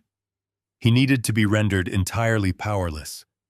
He was so deeply accustomed to the artificial respect his job title provided that he truly believed he was untouchable. He believed his position at the firm would magically insulate him from the massive looming consequences of his terrible, reckless decisions. I was going to violently rip that comforting delusion right out of his hands. I arrived at the Horizon Logistics headquarters just as the global stock markets were opening. The main executive boardroom had been transformed into a fully operational corporate war room overnight. I bypassed my usual morning routine, entirely stepping directly to the head of the heavy mahogany table. Victor Caldwell stood ready, flanked by our most aggressive and highly compensated mergers and acquisitions specialists. We had spent the early hours of the morning rigorously analyzing the corporate structure of Pinnacle Luxury Estates. It was a privately held firm controlled by a small board of legacy partners who valued tradition but were heavily leveraged in the current incredibly volatile housing market. They were deeply vulnerable, and vulnerability in the corporate world is an open invitation for a hostile takeover. I instructed my elite acquisition team to deploy the full, terrifying financial weight of Horizon Holdings. The objective was not a friendly merger or a mutually beneficial strategic partnership. The objective was total, immediate subjugation. I wanted 51% of their voting shares acquired before the end of the business day. I wanted absolute controlling interest. I wanted to be the man who signed my stepson's paychecks, and more importantly, the man who had the unquestionable authority to terminate his employment for cause stripping him of everything. I wanted to personally ensure that when he walked into his luxurious corner office tomorrow morning, he would not be walking into a sanctuary of power, but rather into a perfectly constructed, inescapable corporate snare. The entire weight of my business empire was now completely focused on dismantling his remaining professional life piece by piece. The corporate assault immediately began with a relentless blitzkrieg of aggressive communication. Victor personally contacted the founding partners of the real estate firm, bypassing their protective secretaries and demanding an immediate mandatory emergency meeting. When the partners hesitated, trying to invoke their busy schedules and prior commitments, Victor casually mentioned a staggering initial buyout figure that made them drop absolutely everything they were doing. They scrambled into their own boardroom across town, setting up a secure video conference with my team. I remained off camera, sitting in the deep shadows of my suite, listening intently as Victor executed my exact orders with surgical precision. The negotiations were incredibly fierce, swift, and completely merciless. The partners attempted to play hardball, proudly citing the prestigious history of their boutique firm and their highly elite client roster. Victor did not humor their misplaced pride for a single second. He presented them with a brutal, unavoidable reality. He laid out a meticulously researched dossier detailing their current liquidity issues, their failing commercial investments, and their desperate immediate need for a massive capital injection. Then he offered them a premium buyout package funded directly by the liquid cash assets of Horizon Holdings. It was an amount of money so large, so completely overwhelming, that refusing it would constitute a severe breach of their fiduciary duty to their own shareholders. The partners desperately tried to negotiate for a minority stake, begging to retain at least partial control of their life's work. Victor coldly declined every single counteroffer. He stated unequivocally that Horizon Holdings required exactly 51% of the voting shares, granting us absolute majority control, the unmitigated power to restructure the executive board, and the absolute authority to audit all current personnel. He gave them exactly 60 minutes to accept the incredibly lucrative offer, or the capital would be withdrawn permanently and redirected to their fiercest competitors. I listened to the panicked, frantic whispers coming through the high-fidelity audio feed as the partners scrambled to weigh their drastically limited options. They were proud men, but they were not foolish enough to reject a financial lifeline of that massive magnitude. As the digital clock ticked down to the final minute, the senior partner sighed heavily into the microphone, his voice thick with undeniable defeat. He verbally accepted the strict terms. My legal team immediately transmitted the binding digital contracts across the secure network. Within moments, the electronic signatures were secured, verified, and the massive corporate wire transfers were officially initiated. The boutique real estate firm, the very foundation of Derek's arrogant, inflated ego, had just been swallowed whole by the relentless corporate machine I commanded. I leaned back in my leather chair, watching the final confirmation screens illuminate the walls of the boardroom. The strategy was unfolding flawlessly. I was systematically, methodically cutting off every single exit route Derek possessed. I now owned his crippling multi-million-dollar underground debt, giving me the immediate legal right to seize his physical assets and freeze his domestic bank accounts. I knew his wife was currently emptying their remaining cash to fund her own cowardly escape, ensuring he would have absolutely no domestic financial support. And now I had successfully purchased the absolute controlling stake in his entire career. He could not borrow, he could not run, and he could not earn. He was completely surrounded by invisible, impenetrable walls that I had built while he was busy recording pathetic, defamatory videos for his superficial social media followers. I had trapped him in a perfect, inescapable financial prison. He still believed he was a powerful, untouchable director walking the carpeted halls of a prestigious brokerage. He did not realize that the floors he was walking on, the desk he was sitting at, and the very title printed on his glossy business cards now belonged entirely to the old grieving carpenter he had so casually thrown out into the freezing rain. The heavy mahogany doors of the boardroom opened, and Victor stepped inside holding a freshly printed physical copy of the acquisition agreement. He walked purposefully toward the head of the table and placed the thick document directly in front of me. The ink was barely dry, but the legal reality was absolute and unbreakable.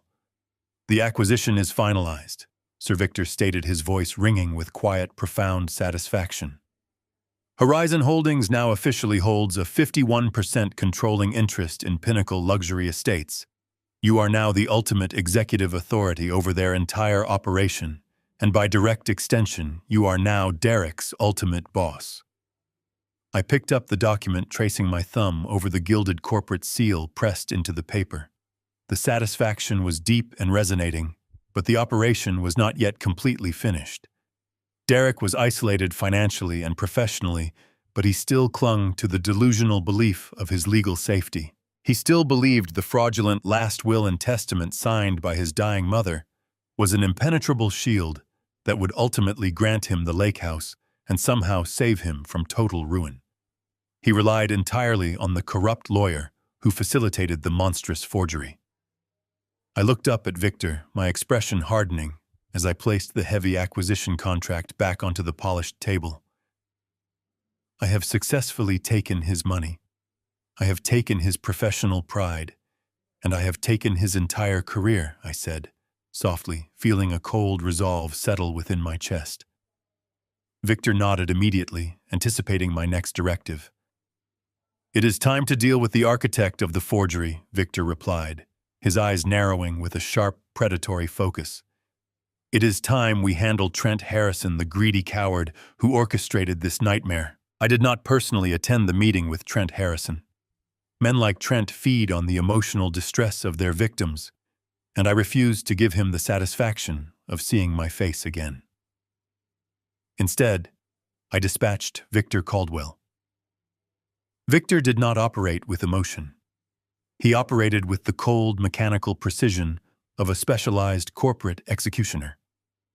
He knew exactly how to dismantle a bottom-feeding attorney who had spent his entire career preying on the vulnerable and the grieving.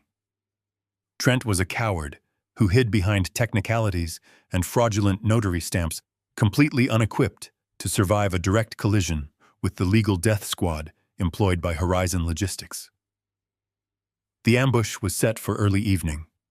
Trent leased a small, ostentatious office in a mid-tier commercial building on the edge of the financial district, projecting an image of success that his actual casework could never legitimately support. Victor bypassed the reception area entirely, choosing to wait in the damp, dimly lit underground parking garage beneath the building. It was a fitting environment for a man who conducted his business in the shadows. Victor stood perfectly still beside a massive concrete pillar, blending seamlessly into the gloom. He held a thick, genuine leather dossier gripped firmly in his right hand. Shortly after 6 o'clock, the heavy metal doors of the elevator bank slid open. Trent strode into the empty garage, humming a tuneless melody, his plastic briefcase swinging casually at his side. He wore the same flashy, poorly tailored suit today. He looked incredibly pleased with himself, undoubtedly believing that his fraudulent will was a masterpiece of legal manipulation that would secure him a massive, unearned payout from my stepson. He approached his vehicle, a mid-range luxury sedan that reeked of desperate overcompensation. As Trent reached into his pocket for his keys, Victor stepped smoothly out from behind the concrete pillar, blocking his path to the driver's side door. Trent jumped backward, startling like a frightened animal, his briefcase smacking violently against the side of his car. He quickly tried to recover his composure, puffing out his chest and attempting to project legal authority. He demanded to know who Victor was and threatened to call the police for harassment, his voice echoing shrilly across the empty concrete expanse. Victor did not introduce himself. He did not need to.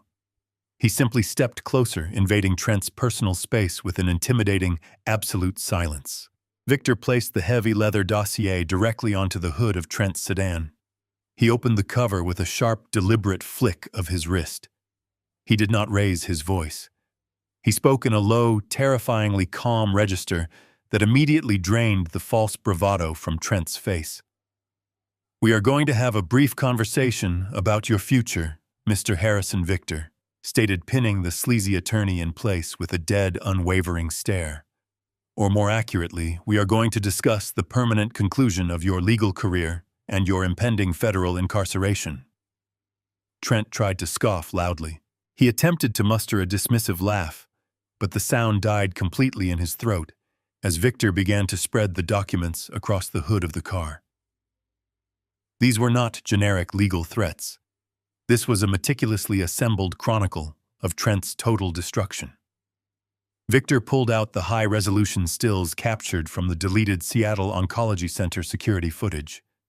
He laid out the undeniable images of Trent standing over my comatose wife, his face clearly illuminated by the medical monitors as he stamped the fraudulent document. Trent's eyes widened in absolute horror. The color rushed out of his face, leaving him pale and sweating in the cool, damp air of the garage. But Victor was not finished. He methodically produced the forensic banking records highlighting the hidden wire transfers Derek had used to pay Trent for his illegal notary services. Victor presented the digital logs establishing the exact timeline of the forgery, proving beyond any shadow of a doubt that the document was created while Patricia Lawson was entirely incapacitated and fighting for her last breaths. "You are a disgrace to the legal profession," Victor said, his tone dripping with lethal contempt. "You orchestrated the financial exploitation of a dying woman. You participated in a conspiracy to defraud an estate. You committed aggravated forgery, and you knowingly submitted fraudulent documents to law enforcement officers. The digital footprint you left behind is so wide and explicitly damning that a first-year law student could easily secure your swift conviction." Now, Trent began to hyperventilate. He looked wildly around the empty parking garage, his mind frantically searching for a loophole, a technicality, any possible way to slither out of the trap. But there was no escape. He was accustomed to bullying frightened widows and intimidating exhausted families. He had never faced a multi-billion-dollar corporate intelligence apparatus that could map his entire criminal history in a matter of hours. The sheer magnitude of the evidence presented against him broke his spirit instantly. He was fundamentally a coward, and cowards always crumble when the illusion of their safety is violently stripped away. Victor allowed the silence to stretch, letting the suffocating weight of the evidence crush the last remnants of Trent's resistance. Then Victor delivered the ultimate condition. "You have exactly 2 options tonight, Mr. Harrison." Victor explained, his voice entirely devoid of mercy. "Option 1 is that you walk away from this vehicle right now. If you choose that path, I will personally hand-deliver this dossier to the District Attorney, the Federal Bureau of Investigation, and the State Bar Association tomorrow morning. You will face a minimum of 20 years in a federal penitentiary for conspiracy wire fraud and the gross exploitation of a vulnerable elder. You will lose everything you own to pay your legal defense, and you will still die in a concrete cell." Trent swallowed hard, his hands trembling visibly as he leaned against his car for physical support. "What is the second option?" he whispered, his voice cracking with undeniable terror. Victor pulled a freshly printed legal document from the back of the dossier alongside a silver fountain pen. "Option 2 is that you sign this comprehensive confession right here and right now. You will fully admit to your role in the forgery. You will provide sworn testimony detailing exactly how Derek coerced you into this conspiracy. Furthermore, you will voluntarily surrender your license to practice law in this state and any other state effective immediately. You will never set foot in a courtroom again. If you provide total cooperation and turn state evidence against Derek, my client will not pursue civil damages against you, and we will recommend leniency to the prosecuting attorneys regarding your federal prison sentence." Trent stared at the confession. It was a document that would permanently end his livelihood, permanently branding him as a corrupt, disbarred criminal. But the alternative was 2 decades of brutal federal incarceration. He looked at the photographs of himself in the hospital room. He knew he was utterly defeated, his survival instinct pathetic and selfish as it was completely overrode his professional pride. His hands shook violently as he reached out and took the silver pen from Victor. He did not even bother to read the fine print. He knew that the corporate lawyers at Horizon Logistics did not make mistakes. He leaned over the hood of his sedan and hastily signed his name at the very bottom of the freshly typed legal confession. He sealed his professional doom to save his skin. Victor smoothly retrieved the signed document and silver pen, sliding them safely back into the leather dossier. He snapped the latches closed, the sound echoing sharply in the quiet garage. "You made the correct choice," Victor said coldly, stepping back into the shadows. "Expect to be contacted by federal authorities within 48 hours. I suggest you use that time to pack a very small bag." As Victor walked away, leaving the ruined weeping lawyer slumped against his vehicle, the final pillar of Derek's arrogant defense completely collapsed. Trent was disbarred, broken, and ready to testify against him. The fraudulent will, the weapon Derek used to confidently evict me, was now a worthless piece of paper, that would serve only as primary evidence in his impending criminal trial. Derek was now completely legally isolated. His debt was owned by me. His wife was draining his accounts and preparing to flee the country. His career was under my absolute executive control, and his corrupt lawyer had just handed me a signed confession. Derek was entirely surrounded, cut off from every single source of support, but the true tragedy of his arrogance was that he did not even know it yet. Ignorant to the destruction closing in, Derek focused all his desperate energy on his final catastrophic move. Needing massive immediate liquid cash, he aggressively set up a final formal high-stakes meeting to leverage the lake house for a $3 million commercial loan. While I sat in the silent, heavily fortified penthouse of Horizon Logistics, meticulously reviewing the final execution parameters of my plan, Derek and Melanie were busy celebrating a victory that did not exist. They chose one of the most exclusive, ridiculously overpriced seafood restaurants in downtown Seattle to stage their delusion.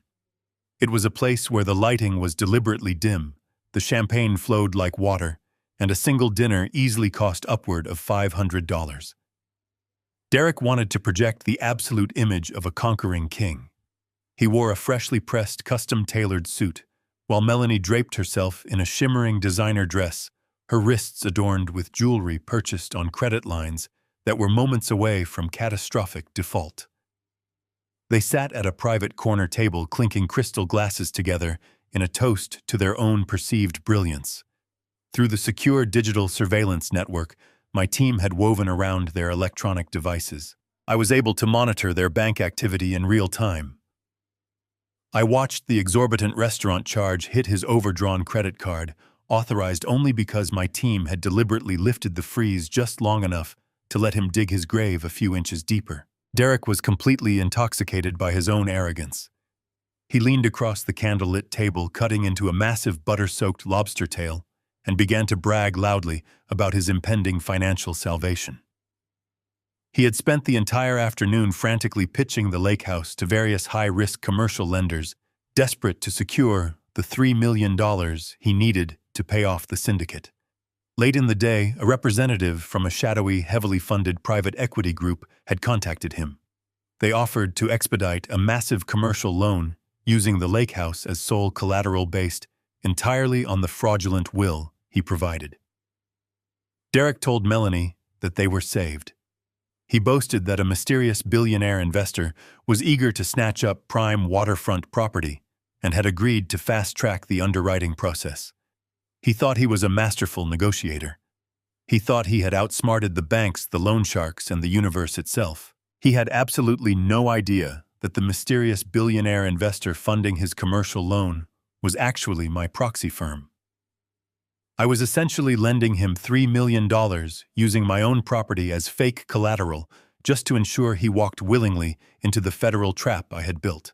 He washed down his expensive meal with a long, self-satisfied gulp of vintage champagne.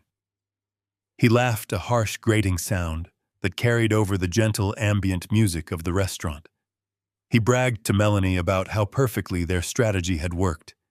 He firmly believed that the vicious, defamatory smear campaign she had launched on social media was the absolute turning point of their war. He was convinced that the viral video had thoroughly terrified me. He pictured me as a weak, cowardly old carpenter hiding in a filthy motel room, crying over internet comments, and far too paralyzed by public shame to ever challenge his fraudulent legal claims in a civil court. He told his wife that I had finally realized my place in the world, that I had surrendered, and that I was completely out of the picture. His hubris was a blinding, intoxicating poison.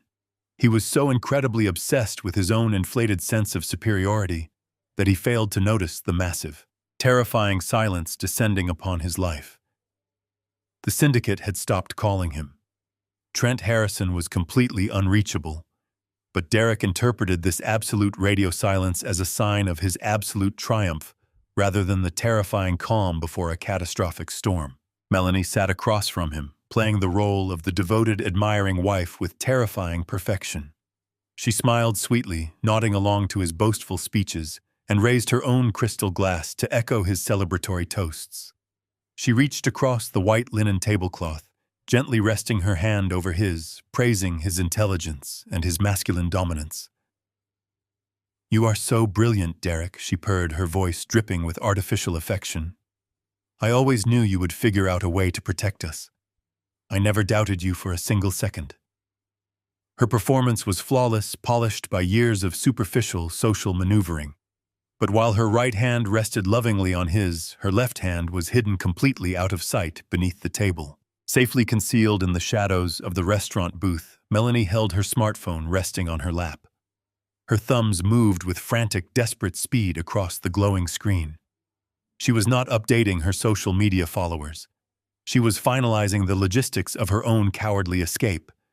My cybersecurity team was actively mirroring her screen, capturing every single keystroke in real time. While Derek rambled on about buying a new luxury yacht, with the leftover loan money, Melanie was staring at a digital boarding pass.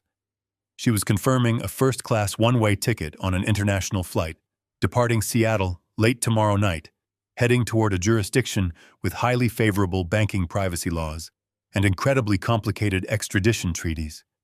She had successfully transferred the last remaining fragments of their joint domestic wealth into her hidden offshore accounts. She knew with absolute certainty that Derek was a sinking ship. She knew the loan sharks were dangerous, and she knew the fraudulent will was a desperate, highly illegal gamble that could easily end in a federal prison sentence. She had absolutely no intention of standing by his side when the consequences finally arrived. She smiled at him, batting her eyelashes while simultaneously clicking the final confirmation button that would permanently sever her ties to his impending destruction. She was leaving him to drown entirely alone, and he was too busy admiring his own reflection in his champagne glass to even notice the water rushing in. It was a fascinating, sickening display of human depravity. Two predators bound together by greed, actively plotting against one another while celebrating the destruction of an innocent man. I sat in my quiet, dark office watching the data stream across my monitors, feeling a profound sense of vindication. They truly deserved the absolute annihilation that was coming for them. The house of cards they had built was fundamentally rotten, balanced on a precarious foundation of lies, theft, and profound arrogance. They were cheering for the wind, completely ignorant of the hurricane I had already summoned. The trap was fully set. The exits were securely barricaded. The only remaining task was to guide them into the execution chamber. Derek signaled the waiter, tossing his credit card onto the silver tray with an exaggerated theatrical flourish to pay for the $500 meal. He leaned back in his plush leather chair, rubbing his stomach, feeling entirely invincible. He turned his attention back to Melanie, promising her that tomorrow was the beginning of their new, glorious life. He told her that after he signed the commercial loan documents in the morning, their financial troubles would be permanently erased. He believed the next 24 hours would solidify his status as a wealthy, untouchable elite. At that exact moment, a sharp, piercing chime cut through the romantic ambiance of their table. Derek's smartphone vibrated aggressively against the polished wood.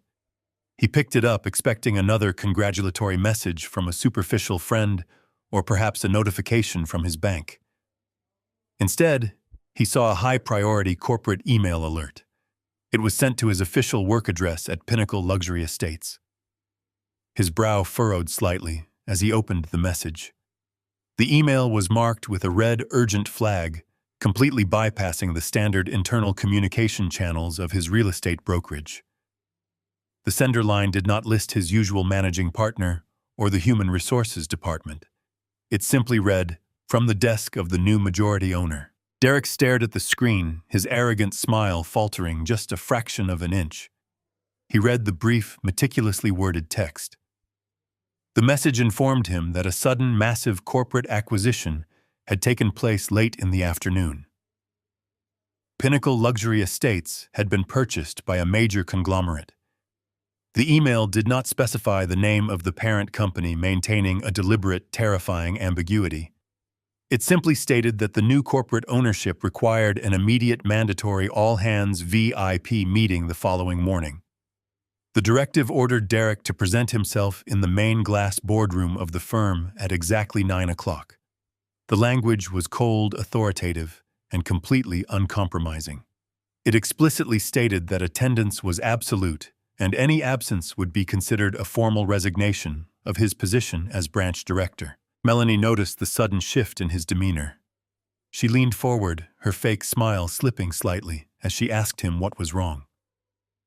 Derek quickly locked the screen of his phone, forcing his arrogant grin back into place.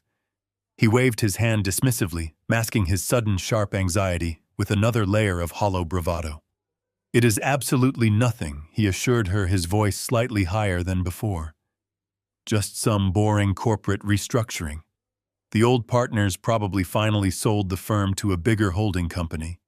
They are calling a mandatory executive meeting tomorrow morning in the main glass boardroom." He paused, his ego quickly working to spin the unexpected news into a positive narrative. "Actually, this is perfect timing," he declared, puffing out his chest. "The new owners probably want to evaluate the top-performing directors. They are probably going to offer me a massive promotion or a better commission structure to ensure I stay with the company. I will go in there tomorrow, impress the new boss, and then we will finalize the $3 million loan on the house. Tomorrow is going to be the greatest day of our lives." He raised his glass one last time, completely blinded by his own staggering hubris. He believed the email was an invitation to a coronation. He had absolutely no idea that it was a formal summons to his own professional and financial execution.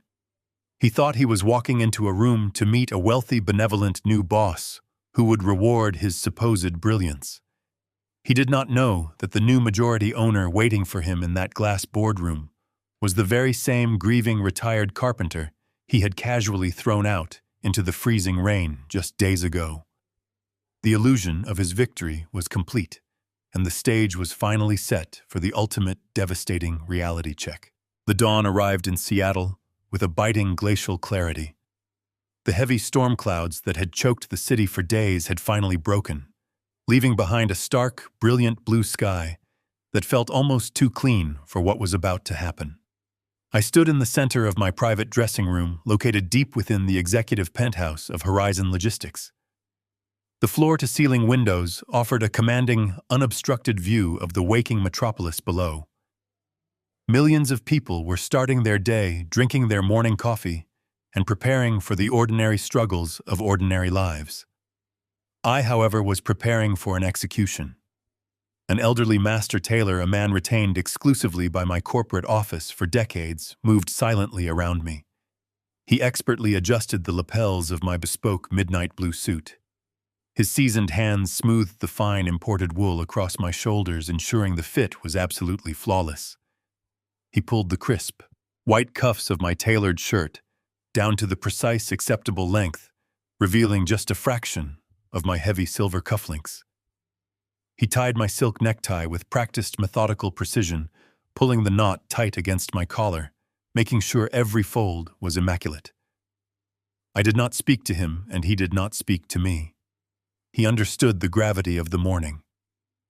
When he finished his meticulous work, he took a step back, gave a short, respectful nod, and quietly exited the dressing room. I turned to face the full-length mirror. The reflection staring back at me was an imposing, terrifying figure of absolute corporate authority. I looked nothing like the grieving, exhausted carpenter who had been chased out into the rain. I looked like a man who held the power to end lives with a single signature. I walked slowly over to my heavy mahogany desk. Placed carefully in the center away from the stacks of legal briefs and digital tablets was a simple silver frame holding a photograph of my wife. It was a picture of Patty taken during our trip to the coastal mountains 5 years ago. She was smiling brightly, the wind catching her hair completely radiant and full of vibrant, undeniable life. I reached out and gently traced the edge of the silver frame with my index finger. A sharp, familiar ache bloomed in my chest, but it was immediately swallowed by the cold, unyielding resolve that had become my armor. I looked directly into her eyes and offered a silent, profound apology. I apologized for failing to see the darkness festering inside the boy she had brought into this world. I apologized for the brutal, merciless destruction I was about to rain down upon her only biological son.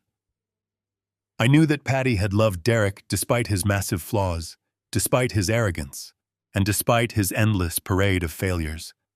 She was a mother, and her heart was boundless. But she never knew the true depth of his depravity.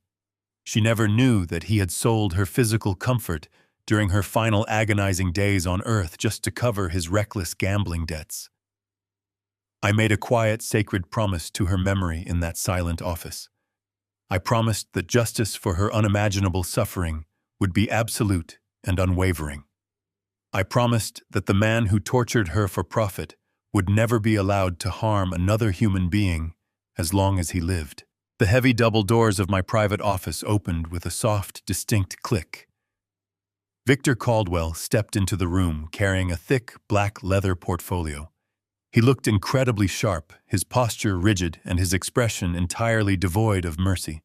He walked over to my desk, laying the portfolio open under the bright glow of my desk lamp. "We have reached the final hour," Sir Victor stated, his voice a low, steady hum of pure professionalism. "The trap is perfectly primed, and every single variable has been secured." I turned away from the window and stood beside him, reviewing the comprehensive checklist he had prepared. We verified the financial locks first. The $3 million commercial loan that Derek was expecting to sign had been fully authorized by our proxy firm, ensuring he would arrive at the meeting with maximum arrogance and zero suspicion.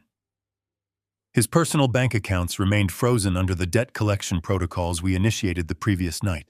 The human resources termination documents, fully authorized by my new majority ownership of Pinnacle Luxury Estates, were printed and waiting on the boardroom table across town. The signed, notarized confession from Trent Harrison was securely filed in the center of the dossier. We reviewed every single legal mechanism, confirming that there was absolutely no loophole, no technicality, and no possible escape route for my stepson. He was walking blindly into a reinforced steel cage, and I was the only person who held the key to lock him inside forever. "What is the status of the local law enforcement authorities?" I asked, my eyes scanning the final pages of the operational brief. Victor closed the portfolio and clasped his hands behind his back. "The economic crime detectives have been fully briefed and are currently waiting patiently in a secure holding room adjacent to the main glass boardroom at the brokerage firm," he reported. We provided them with the recovered hospital security footage, the forensic accounting trails showing the embezzlement of the medical trust, and the illegal offshore wire transfers initiated by Melanie late last night. They have drafted formal, unsealable arrest warrants for both Derek and his wife. The primary charges include grand theft, conspiracy to commit fraud, severe elder abuse, and the intentional forgery of a binding legal document. They are simply waiting for your signal to enter the room and execute the arrests. I nodded slowly, feeling a profound sense of satisfaction wash over me. Derek thought he was a criminal mastermind because he hired 2 cheap thugs to smash my truck in a parking lot. He failed to comprehend that true power does not involve swinging a tire iron like a street thug. True power is calmly instructing a highly trained team of federal detectives to wait quietly in a side room until you are personally ready to hand them their target. I buttoned my suit jacket, feeling the immense weight of the moment settle fully onto my shoulders. The time for waiting was finally over. "It is time," I said quietly. Victor nodded, picking up the leather portfolio and leading the way out of the penthouse suite. We walked down the silent carpeted corridor and stepped into the private glass elevator. The descent was rapid, plunging us down through the towering skyscraper and returning us to the heavily guarded underground garage. My personal security detail was already waiting for our arrival. 3 massive, heavily armored black sport utility vehicles were idling quietly in the concrete cavern, their dark-tinted windows reflecting the harsh fluorescent lights overhead. I walked toward the center vehicle, a custom-built, heavily armored Mercedes Maybach, designed to withstand severe ballistic assaults. My head of security opened the heavy rear door for me. I stepped inside the cavernous, leather-lined cabin, sinking into the plush seat. Victor slid into the seat opposite me, placing the dossier gently on his lap. The heavy door slammed shut, sealing us in absolute, soundproof silence. I looked out the tinted window as the driver put the massive vehicle into gear. The security motorcade began to move, rolling smoothly out of the underground bunker and emerging into the bright, freezing Seattle morning. We merged seamlessly into the heavy morning city traffic, a dark, unstoppable, highly coordinated force cutting straight through the beating heart of the financial district. The journey through the bustling city streets felt remarkably fast. I watched the towering buildings pass by my mind, tracing the complex sequence of events that had led me to this exact moment in time. Just a few short days ago, I was quietly brewing coffee, preparing to endure the remainder of my life as a grieving, invisible man. Now I was a weapon forged by absolute necessity, executing a flawless corporate maneuver to eradicate a profound evil from my family. The pedestrians on the busy sidewalks hurried to their jobs, completely oblivious to the devastating storm of legal and financial destruction contained within the quiet interior of our black motorcade. The smooth hum of the powerful engine was the only sound accompanying my dark, resolute thoughts as the distance between my vehicle and my stepson rapidly evaporated. Every traffic light we passed felt like a countdown clock ticking away the final seconds of his arrogant existence. I did not feel an ounce of pity. I did not feel remorse. I only felt the pure, unadulterated anticipation of delivering absolute justice to a man who had chosen greed over his own mother's peaceful passing in her most vulnerable hour. I felt a tremendous icy calm take complete control over my entire nervous system. We were heading directly toward the main headquarters of Pinnacle Luxury Estates.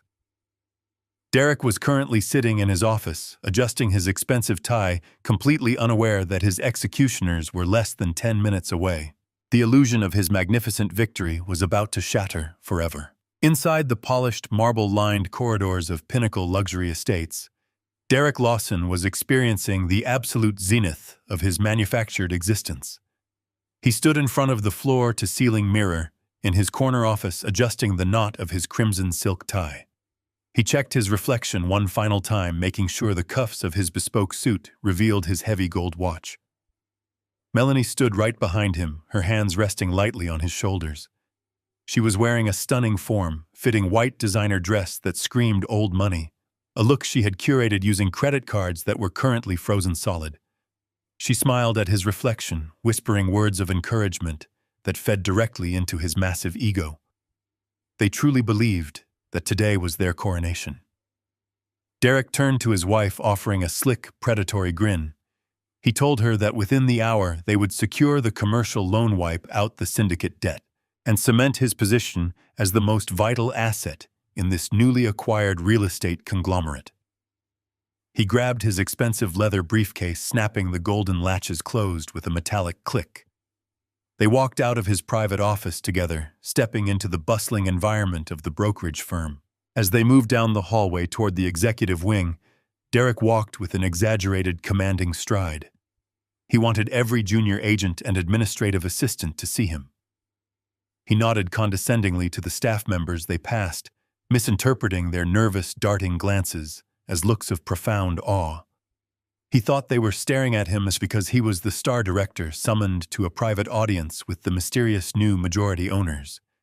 He had no idea that the entire office floor had already been quietly locked down by my corporate security personnel.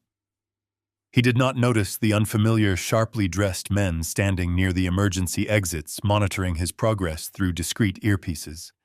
He was blind to the invisible net pulling tight around him. He approached the massive frosted glass walls of the VIP boardroom located at the very end of the corridor. These were the most intimidating chambers in the building, reserved for closing multi-million-dollar deals. Derek paused in front of the heavy oak double doors, taking one final breath to inflate his chest. He pushed the doors open with a dramatic flourish, gesturing for Melanie to enter first, fully prepared to dazzle the mysterious billionaires. The atmosphere inside the VIP boardroom was not what Derek had anticipated. There was no lively corporate banter, and no welcoming committee eager to hear his real estate pitches. Instead, the expansive temperature-controlled room was consumed by a heavy, suffocating silence. Seated near the far end of the polished granite conference table were only two individuals. One was the founding partner and former chief executive officer of Pinnacle Luxury Estates, a man who had built the firm over 40 years. Sitting next to him was the senior director of human resources. Neither of them looked like executives who had just finalized a lucrative corporate merger. They looked absolutely terrified. The former chief executive officer was sweating profusely, his face drained of all color, his hands trembling against the cold granite surface. He stared down at the table, unable to even meet Derek's eyes.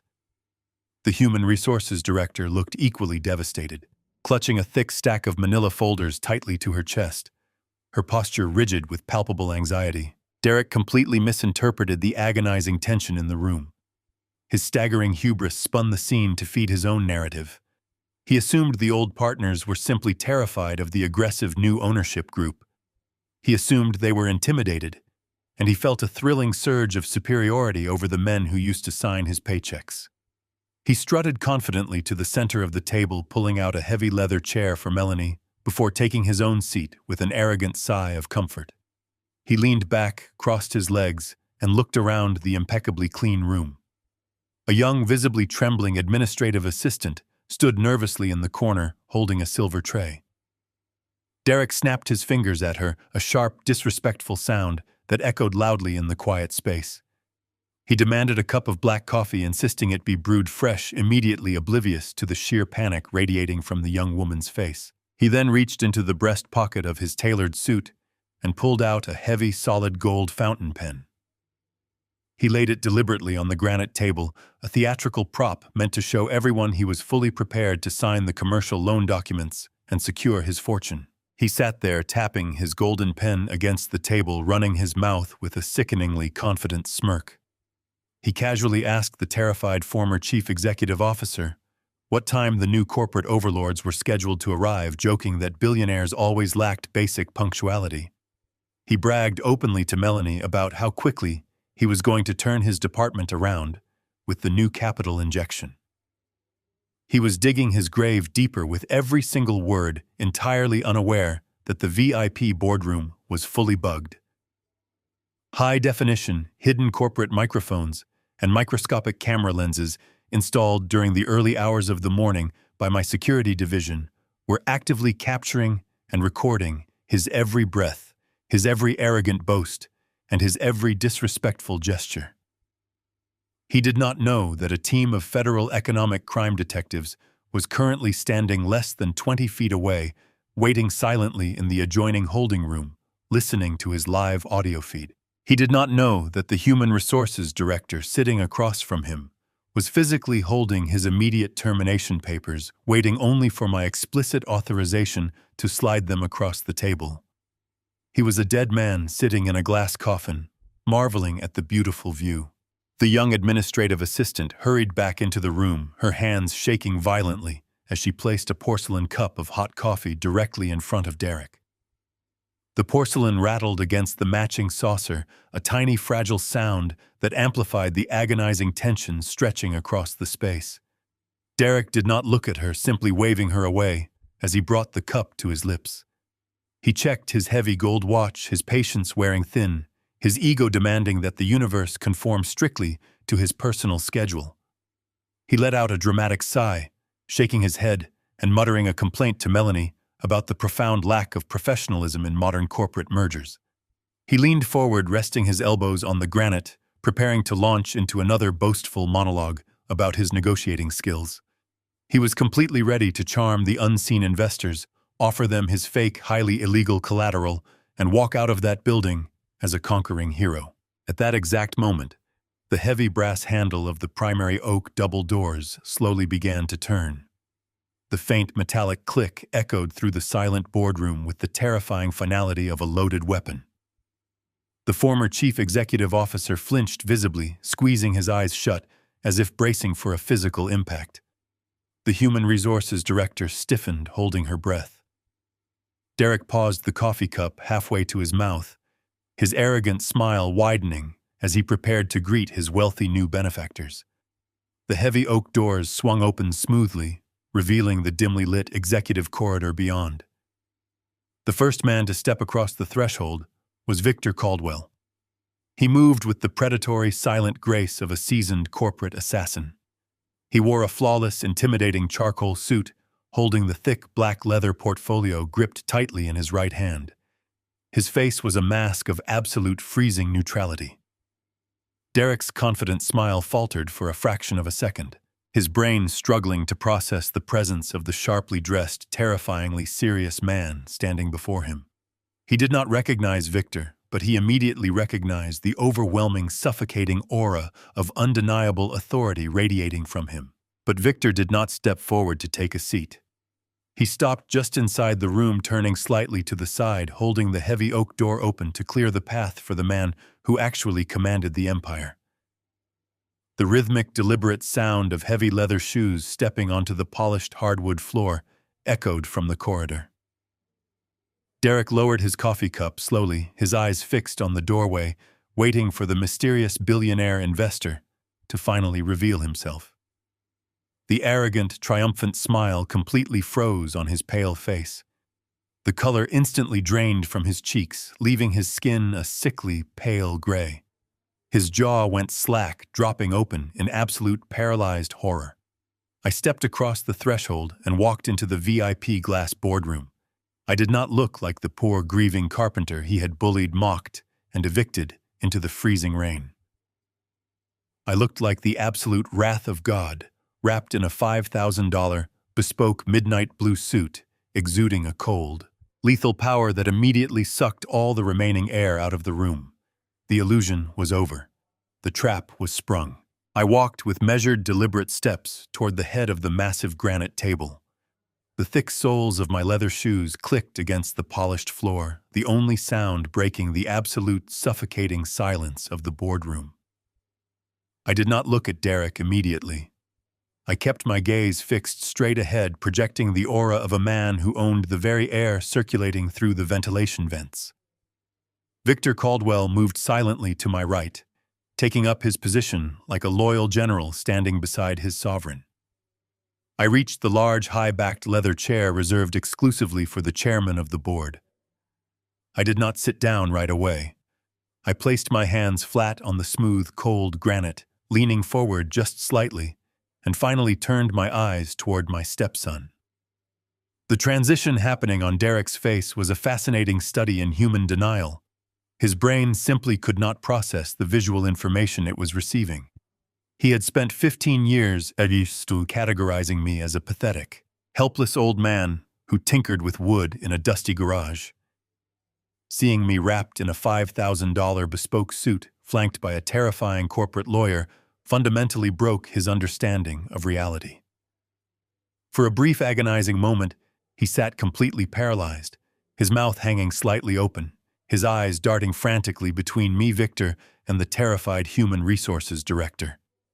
Then his fragile ego activated its final desperate defense mechanism. He let out a sharp, forced burst of nervous laughter. He shifted in his seat, desperately trying to project the arrogant confidence that was rapidly draining from his veins. He looked at the old chief executive officer and then pointed a trembling finger directly at me. "What is this?" Derek demanded, his voice cracking with a high-pitched, hysterical edge. "Is this some kind of twisted, elaborate prank? Who let the squatter into the building?" He looked over at Melanie, expecting her to join in his mocking laughter. But Melanie was completely frozen, her eyes wide with a sudden dawning terror. Derek turned back to me, attempting to muster an authoritative scowl. "Get out of here right now, old man," he barked, pointing toward the heavy oak doors. "You are trespassing in a secure corporate facility. I am going to have security drag you out by your neck." I did not react to his outburst. I did not raise my voice. I did not even blink. I simply maintained a cold, unyielding stare, waiting for the inevitable intervention. The former chief executive officer of Pinnacle Luxury Estates, a man who had dedicated 4 decades of his life to building the brokerage, looked as though he might physically collapse. He wiped a thick bead of sweat from his forehead with a trembling hand. He looked at Derek with a mixture of profound pity and absolute terror. "Derek, please," the old man stammered, his voice weak and shaking under the immense pressure of the room. I beg you to lower your voice. You do not understand what is happening here." Derek scoffed loudly, slamming his hand down onto the table. "I understand perfectly well what is happening," he shouted, his panic masquerading as fury. "This pathetic old loser followed me here. He is trying to sabotage my career because he is bitter that I legally kicked him out of my house. Call the police right now." The former chief executive officer swallowed hard, his eyes darting nervously toward Victor and then resting fearfully on me. He took a deep, shuddering breath, forcing himself to speak the words that would officially shatter Derek's entire universe. "Derek, I need you to sit down and be quiet immediately." The old man pleaded, his voice breaking. "That man is not a squatter. He is not a carpenter. That is Mr. Richard Lawson. He is the founder and the chief executive officer of Horizon Holdings. He is the new majority owner of this entire corporation." The words hung in the sterile, climate-controlled air of the VIP boardroom.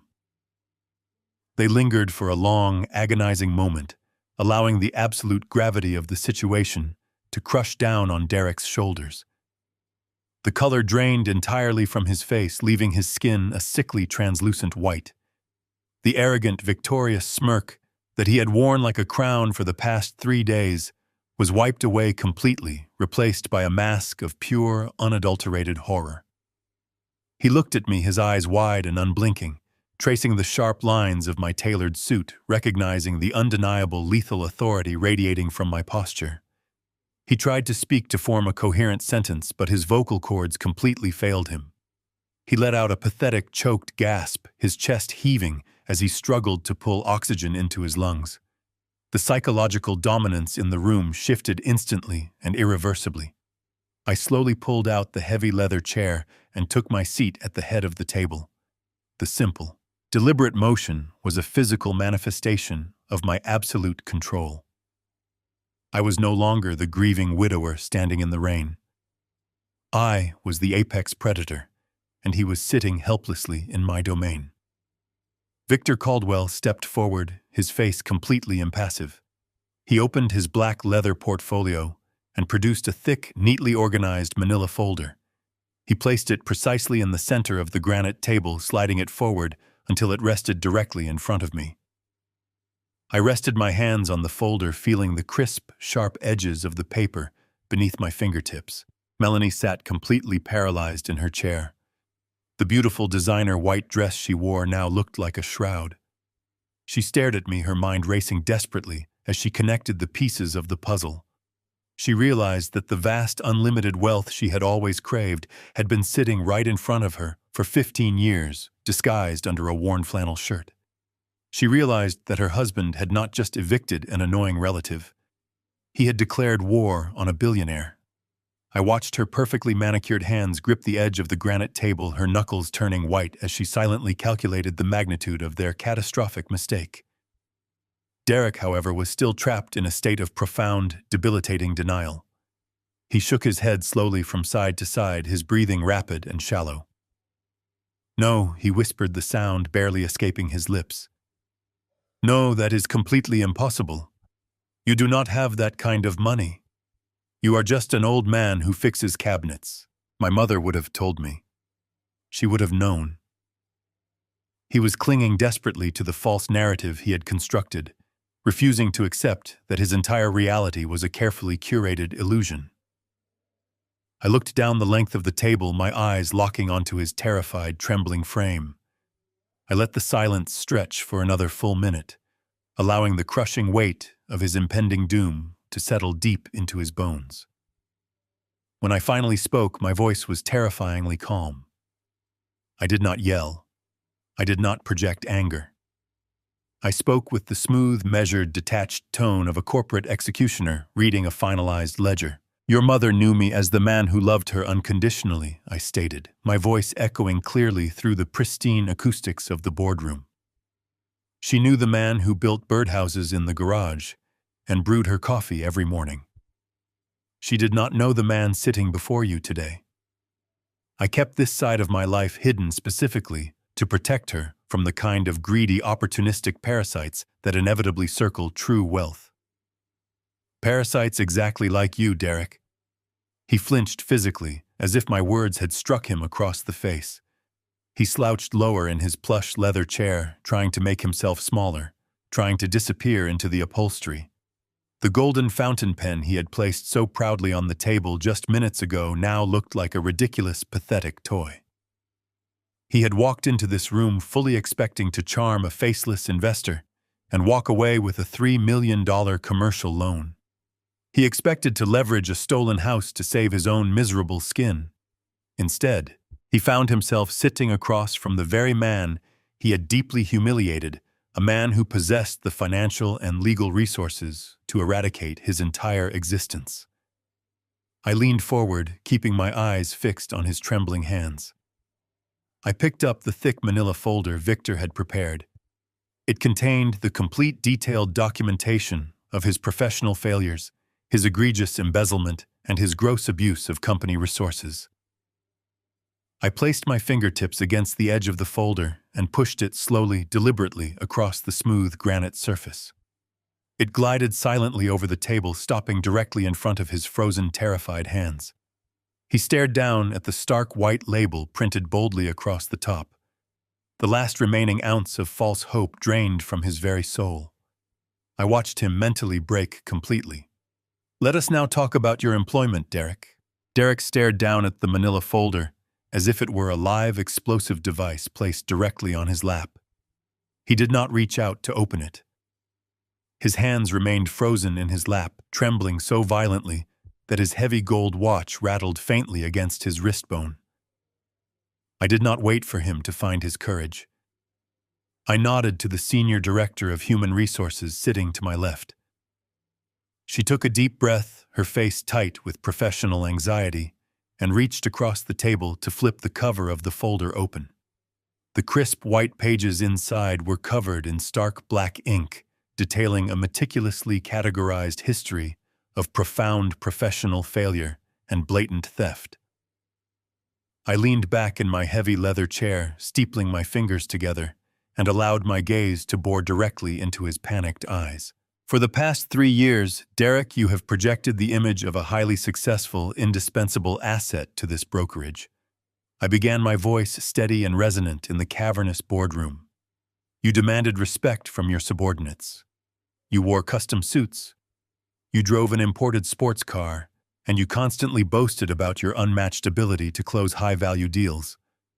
However, the comprehensive forensic audit initiated by my transition team at midnight has revealed a completely different reality. You are not a top-tier real estate director. You are an opportunistic parasite who has been systematically bleeding this company dry to fund a lifestyle you could never legitimately afford." Derek opened his mouth, a desperate, breathless sound, escaping his throat, but no actual words formed. He looked helplessly toward the former chief executive officer, seeking a lifeline from the man who used to mentor him. The older man simply turned his head away, utterly disgusted by the magnitude of the betrayal laid bare before him.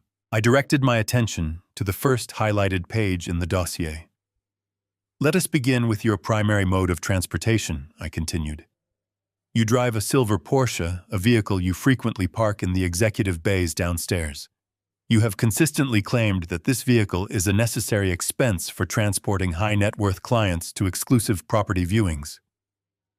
Based on that fabricated justification, you have been submitting your monthly lease payments directly to the corporate accounting department as a reimbursable business expense.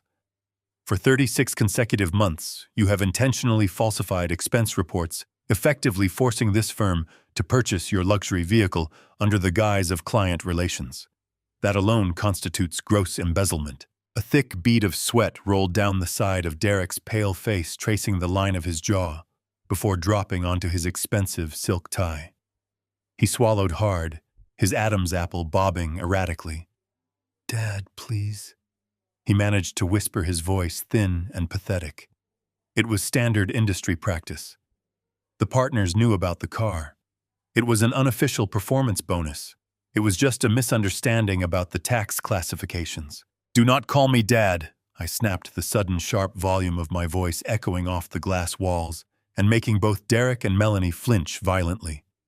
"You lost the right to use that title the moment you threw me out into the rain." And do not insult my intelligence by calling blatant corporate theft a simple misunderstanding. I shifted my gaze to the second page of the dossier, pressing my advantage without granting him a single second to recover. The car is merely the beginning of your absolute lack of integrity, I stated coldly. The audit has also exposed a massive sustained pattern of expense account fraud. You have been dining at the most exclusive, egregiously expensive restaurants in the greater Seattle area multiple times a week. You consistently submitted these $500 dinner receipts to the accounting department, categorizing them as essential client entertainment and strategic networking meetings. However, my forensic team took the liberty of cross-referencing the dates and times of these extravagant meals with your personal communication logs and location data. You were not entertaining prospective buyers, Derek. You were entertaining your wife. You have stolen tens of thousands of dollars from your employer to pay for romantic dinners, anniversary celebrations, and spontaneous weekend brunches, deliberately passing the financial burden onto the firm while simultaneously plunging your own personal accounts into catastrophic debt. Derek gripped the edge of the granite table, his knuckles turning completely white. He was breathing in short, shallow gasps, staring at the damning evidence arrayed before him. "I am a top producer," he stammered, his voice rising in a frantic, desperate defense. "I brought in millions in revenue for this brokerage. I elevated the profile of the entire regional office. The expenses were entirely justified by the sheer volume of sales I secured. You cannot do this to me over a few dinners and a car lease. I am the face of this branch." I raised my hand, cutting off his pathetic, spiraling justification instantly. "You are the face of nothing," I corrected him, my tone dropping to a lethal, freezing whisper. "You are a profoundly mediocre salesman who relied on an inflated market to mask his utter lack of actual talent. Your individual sales figures over the past 4 quarters have completely plummeted. You have not closed a major commercial property in over 8 months. The only thing you have successfully managed to produce is a staggering liability for the shareholders. You are a thief, Derek. A petty, arrogant thief who mistook leniency for permission." I turned my head slightly, gesturing to the Human Resources Director. She immediately understood her cue. Her hands trembled slightly as she pulled a single, crisp sheet of heavy stock paper from the very bottom of the manila folder. She slid it smoothly across the polished granite surface, placing it directly over the top of the damning expense reports. It was a formal, legally binding notice of immediate employment termination. Derek stared at the bold black letters printed at the top of the page. The finality of the document seemed to drain the last remaining ounce of strength from his body. He slouched forward, his shoulders collapsing inward, looking completely hollowed out. Effective immediately, the Human Resources Director read aloud, her voice tight but professional. "Your employment at Pinnacle Luxury Estates is terminated. This is a termination for cause explicitly citing gross misconduct, intentional falsification of corporate records, and systemic embezzlement of company funds." I leaned forward, clasping my hands together on the table, ensuring that he heard and comprehended every single consequence of his actions. "Do you understand exactly what a termination for cause means in this specific industry?" Derek Thefage asked quietly. "It means there is absolutely no severance package. There is no transitional payout. There will be no positive recommendations forwarded to future employers. In fact, due to the explicit financial nature of your misconduct, this firm is legally obligated to report your fraudulent activities to the state licensing board. Your real estate license will be permanently revoked. You will never legally sell another property in this state or any other state for the rest of your natural life. Your career is not just over. It is completely, irrevocably vaporized." Derek placed his hands over his face, pressing his palms against his eyes, as a quiet, wretched sob escaped his throat. The magnificent, untouchable life he had bragged about just 12 hours ago at the seafood restaurant was utterly destroyed. He had walked into this glass boardroom expecting to be crowned a king, and instead, he was being publicly stripped of his title, his income, and his professional dignity. He had nothing left to fall back on. The job that funded his ego was gone. The salary that barely kept him afloat was terminated. He was officially a disgraced, unemployed fraud.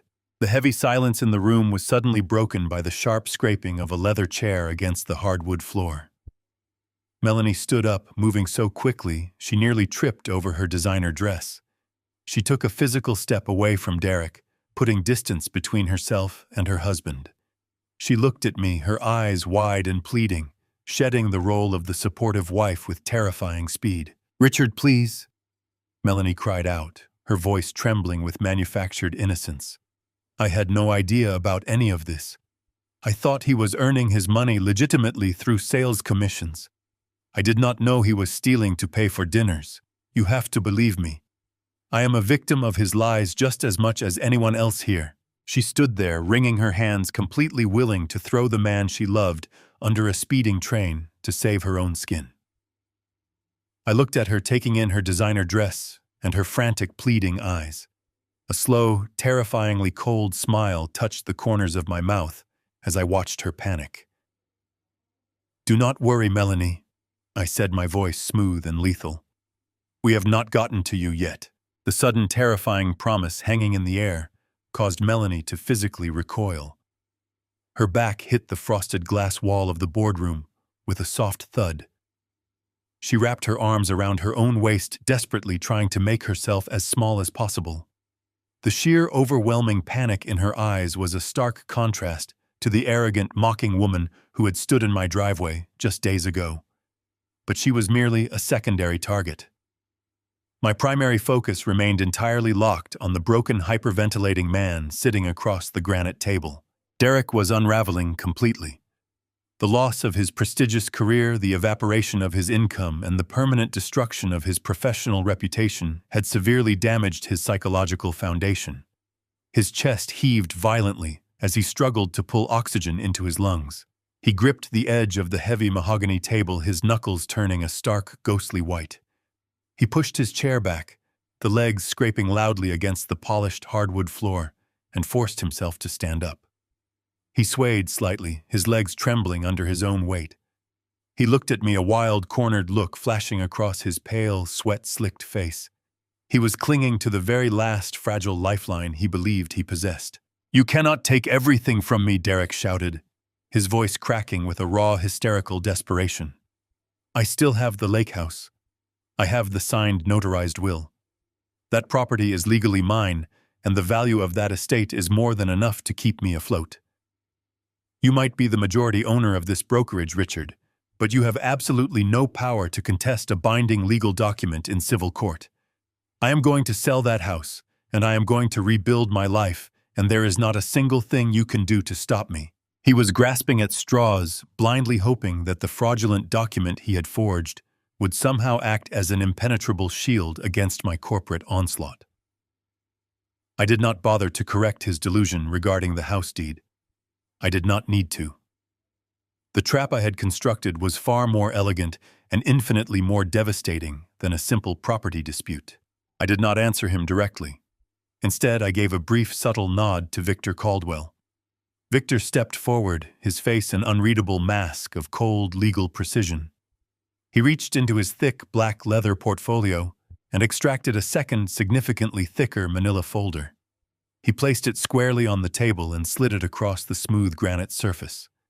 It stopped exactly where the termination papers rested, directly in front of Derek. "Let us transition to the subject of your personal finances, Derek," I said, my voice dropping to a low, resonant register that commanded absolute silence in the room. "Or more accurately, let us discuss your catastrophic, suffocating liabilities." Derek stared down at the new folder, his breathing erratic. He hesitated for a long moment before his trembling fingers slowly reached out to lift the heavy cover. He looked at the first page, his eyes scanning the bold, legally binding text. It was a comprehensive debt transfer agreement, fully executed and irrevocably notarized. Attached to the agreement was a complete itemized ledger detailing a highly illicit, massive financial obligation.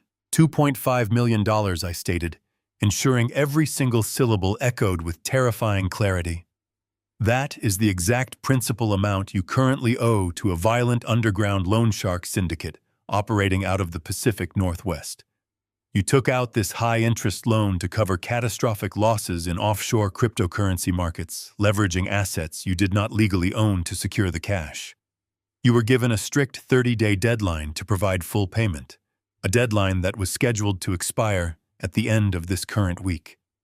The syndicate specifically threatened you with severe, permanent physical consequences if you failed to deliver the funds. Derek stumbled backward, his legs giving out completely. He collapsed heavily back into his leather chair, staring at the documents as if they were venomous snakes. He looked from the paperwork to Victor, and then finally back to me, his mind completely unable to bridge the logical gap between a street-level criminal syndicate and a billionaire corporate executive. "How do you have these documents?" Derek whispered, his voice completely devoid of strength. "This is an off-the-books ledger. It is completely untraceable. How could you possibly know about this?" "I know about it because I purchased it," I replied, folding my hands neatly on the table. "Last night, acting through a highly secure anonymous proxy investment firm, Horizon Holdings fully acquired your entire debt portfolio. I paid the syndicate the $2.5 million principal, plus a substantial premium in liquid cash. The syndicate has entirely relinquished their claim. They are no longer looking for you, Derek." A fleeting, pathetic glimmer of hope actually sparked in his eyes. For a fraction of a second, his deeply ingrained narcissistic entitlement convinced him that I had intervened to save his life. He actually believed, despite everything he had done, that his stepfather had stepped in to pay off his debts and rescue him from violent retribution. "You paid them off," Derek stammered, a hysterical, disbelieving laugh escaping his throat. "You bought my debt. You saved me." I watched that pathetic glimmer of hope ignite, and then I systematically crushed it into absolute darkness. "I did not save you, Derek," I said, leaning forward, my eyes narrowing into a sharp, predatory glare. "I bought you." The syndicate transferred all collection rights, all collateral claims, and all enforcement authority directly to my corporate entities. I am no longer just your former stepfather. I am the sole proprietor of your entire financial existence. You do not owe a group of street thugs $2.5 million anymore. You owe me $2.5 million, and unlike the syndicate, my collection methods are completely devastatingly legal. The color vanished from his face again, replaced by a sick, ashen gray. The realization of his absolute entrapment crashed down upon him. He was completely tethered to the man he had spent his entire life disrespecting. Victor stepped up to the edge of the table, tapping his index finger against the open folder. "As the legal owner of your delinquent high-risk debt portfolio, Horizon Holdings has exercised its right to trigger the immediate unconditional repossession clause outlined in the original loan agreement," Victor explained smoothly. "Because you are demonstrably insolvent and pose an extreme flight risk, we have already executed comprehensive asset seizure protocols." "What does that mean?" Derek gasped, his chest heaving. "It means you are completely destitute," I answered, taking over the explanation with ruthless precision. "As of 6 o'clock this morning, my legal team secured emergency judicial authorization to freeze all your domestic bank accounts. You currently have zero access to liquid capital. Furthermore, the physical collateral you foolishly listed on those underground loan applications is actively being repossessed. The silver Porsche you drove to work this morning is currently being loaded onto a flatbed tow truck in the underground parking garage downstairs. Your luxury condominium in the city has been legally seized, and the building management has already deactivated your electronic key cards. You cannot drive, you cannot spend a single dime, and you cannot return to your home. You are entirely stripped of everything you claimed to own." Derek shook his head violently, refusing to accept the apocalyptic reality of his situation. "No, no, you cannot do this!" he cried out, panic completely overtaking his vocal cords. "That is illegal. You cannot just take everything from me in one day. I have rights. I have legal protections. I will hire a lawyer. I will fight you in federal court. I will expose your corrupt corporation to the media." "You will do absolutely nothing," I countered, my voice slicing through his hysterical threats. "Your accounts are frozen, meaning you cannot afford to hire a legal defense. Your career is terminated for gross embezzlement, meaning your professional credibility is completely non-existent. And the only lawyer who would ever associate with you Trent Harrison surrendered his legal license last night after providing a full sworn confession detailing your conspiracy to forge a dying woman's signature. The mention of Trent Harrison was the final devastating blow. The last pillar of Derek's arrogant defense crumbled into dust. He realized that the fraudulent will, the very document he had bet his entire life on, was not a shield, but a signed confession of his own profound guilt. He was entirely isolated. He was completely broke, unemployable, homeless, and facing insurmountable multi-million-dollar debt owed to a man who possessed limitless resources. The magnificent, untouchable life he had bragged about mere hours ago was totally eradicated. Derek's legs gave out completely. He slipped off the edge of the heavy leather chair, his knees hitting the polished hardwood floor with a dull, hollow thud. The customized, tailored suit he wore wrinkled and bunched around his trembling frame. He looked up at me from the ground, his face slick with tears and sweat. The arrogant, boastful real estate director was gone. The cruel, mocking stepson was gone. All that remained was a broken, terrified, pathetic shell of a man staring up at the architect of his total ruin. He placed his trembling hands flat on the floor, bowing his head in absolute submission. The hubris had been completely, violently extracted from his body.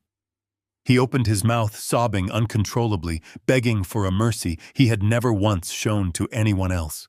"Please, Richard, I am begging you." Derek wept, his voice a ragged, wretched plea, echoing through the pristine glass boardroom. "Please do not do this to me. I have absolutely nothing left. I am completely ruined. I know I was wrong. I know I was terrible to you, but please, you have to show some mercy. I am Patty's son. I am her only child.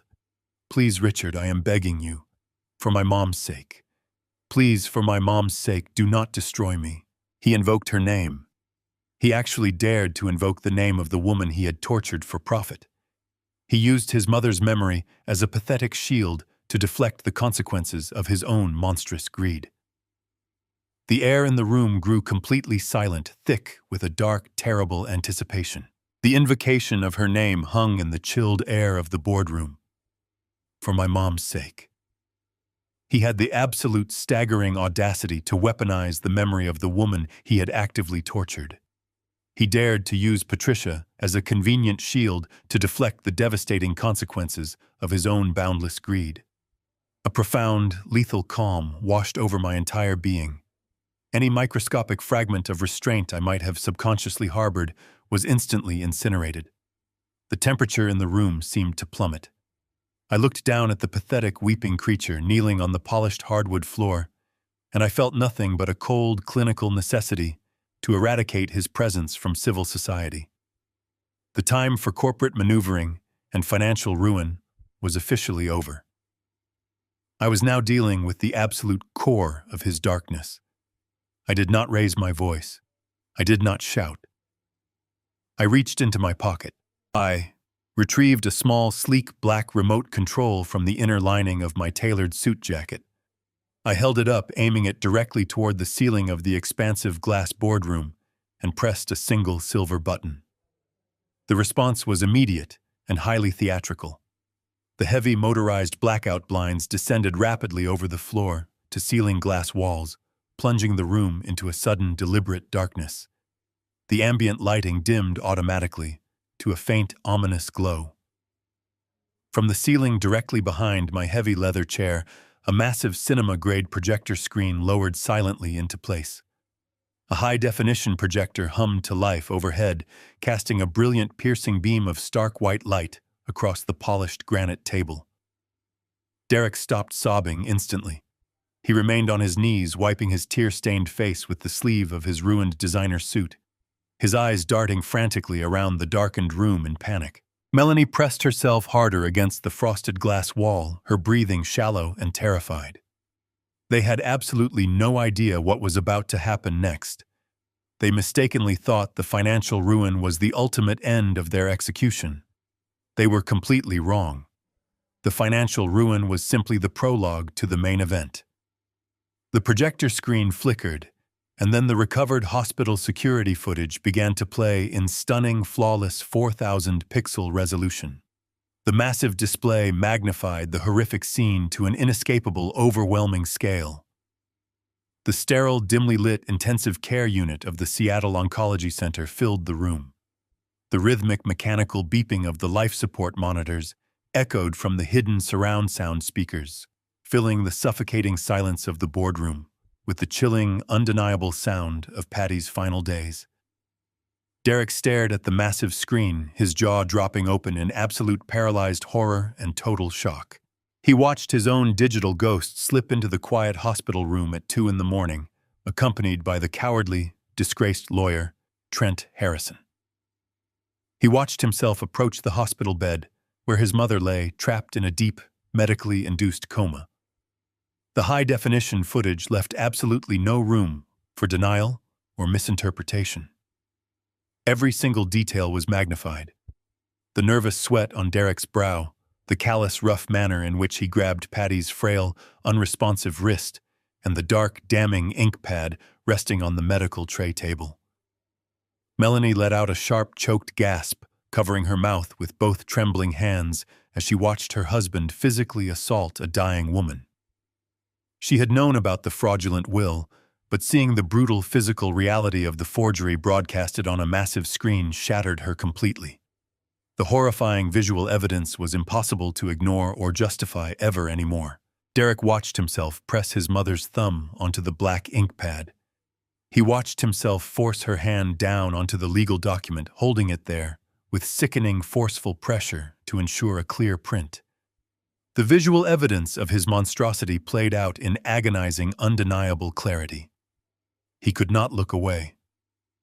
The massive screen illuminated his pale, terrified face in the darkened boardroom, forcing him to confront the exact moment he completely traded his humanity for a desperate, failed payout. The video paused, freezing on the damning, undeniable frame of Derek's hand clamped firmly over Patty's ink-stained thumb. The mechanical beeping of the heart monitor continued to echo through the high-fidelity speakers, a haunting reminder of the life he had so casually violated. I stood up slowly from the heavy leather chair, the sound of my movement drawing his terrified, weeping eyes very slowly upward toward me. I walked slowly around the edge of the granite table, my footsteps loud and deliberate in the darkened room. I stopped directly in front of Derek. He remained on his knees, his entire body trembling violently, his eyes fixed desperately on the frozen image of his crime. He looked up at me, his face twisted in a mask of absolute wretched despair.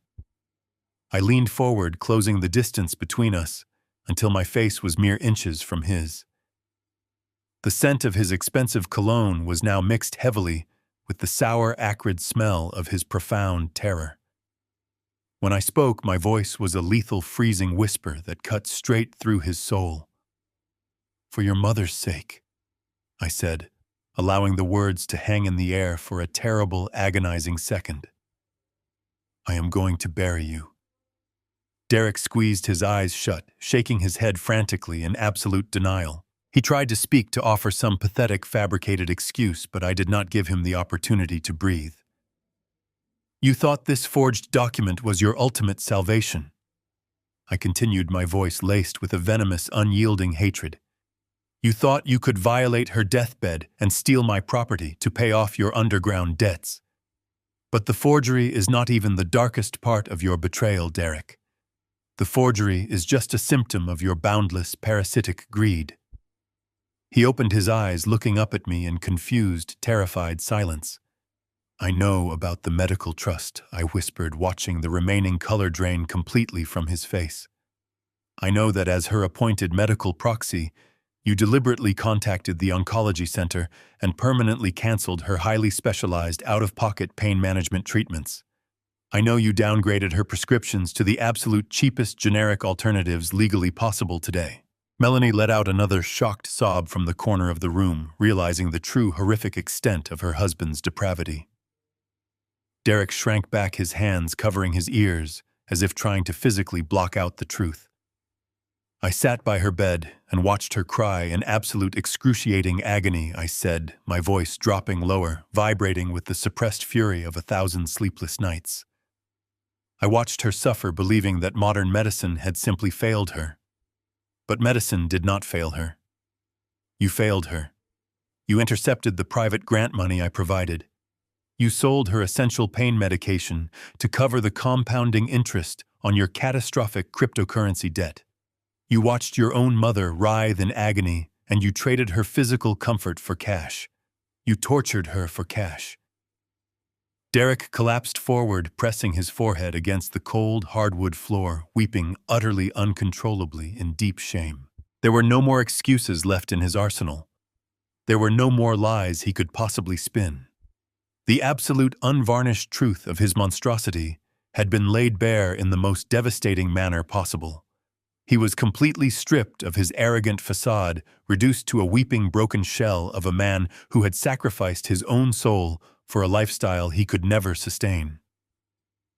You asked for mercy for your mother's sake, I stated, standing up straight and looking down at his pathetic, groveling form. My mercy is that I am allowing the justice system to handle you rather than handing you back over to the violent syndicate you originally owed.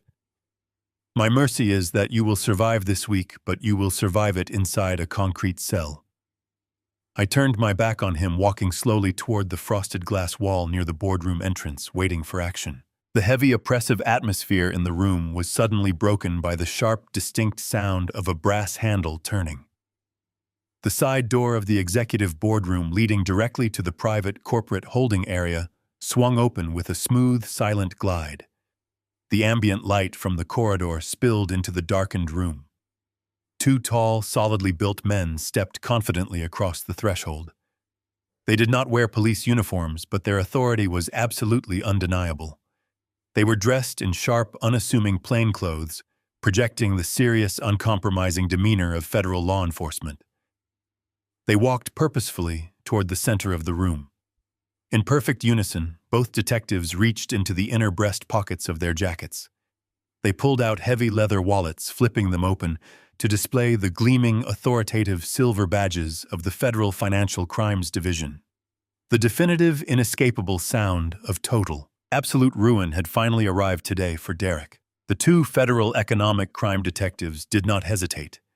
They moved with a synchronized, practiced efficiency that completely shattered the remaining artificial corporate atmosphere of the VIP boardroom. Their heavy footsteps echoed against the polished granite floor, closing the distance between the doorway and the weeping, crumpled figure of my stepson. Derek remained on his hands and knees, his face pressed against the cold hardwood, his body trembling violently. He did not look up. He was entirely consumed by the crushing gravity of his own profound guilt, completely paralyzed by the realization that his intricate web of lies had finally fatally collapsed. The lead detective, a tall man with a hardened expression, stopped directly above Derek. He looked down at him with a mixture of professional detachment and deep, unmistakable disgust.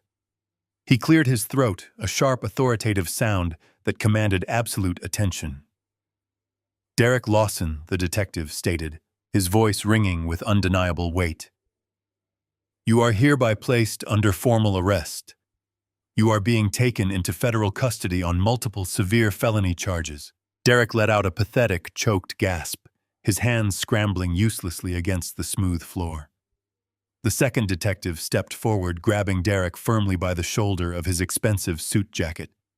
With a swift motion, he hauled my stepson up, forcing him to stand and face the consequences of his monstrous actions.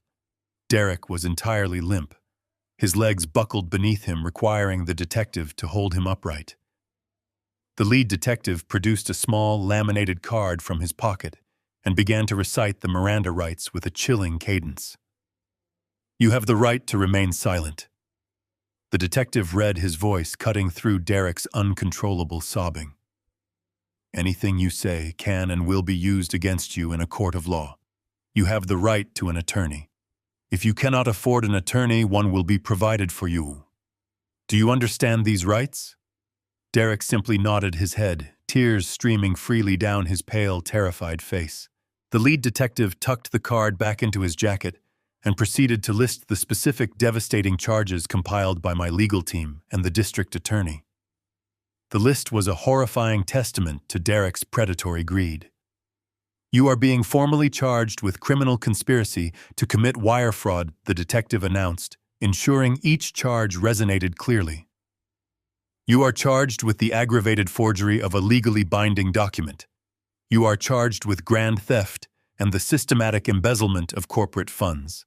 And most severely, Mr. Lawson, you are being charged with the felony financial exploitation and profound physical abuse of a vulnerable elder.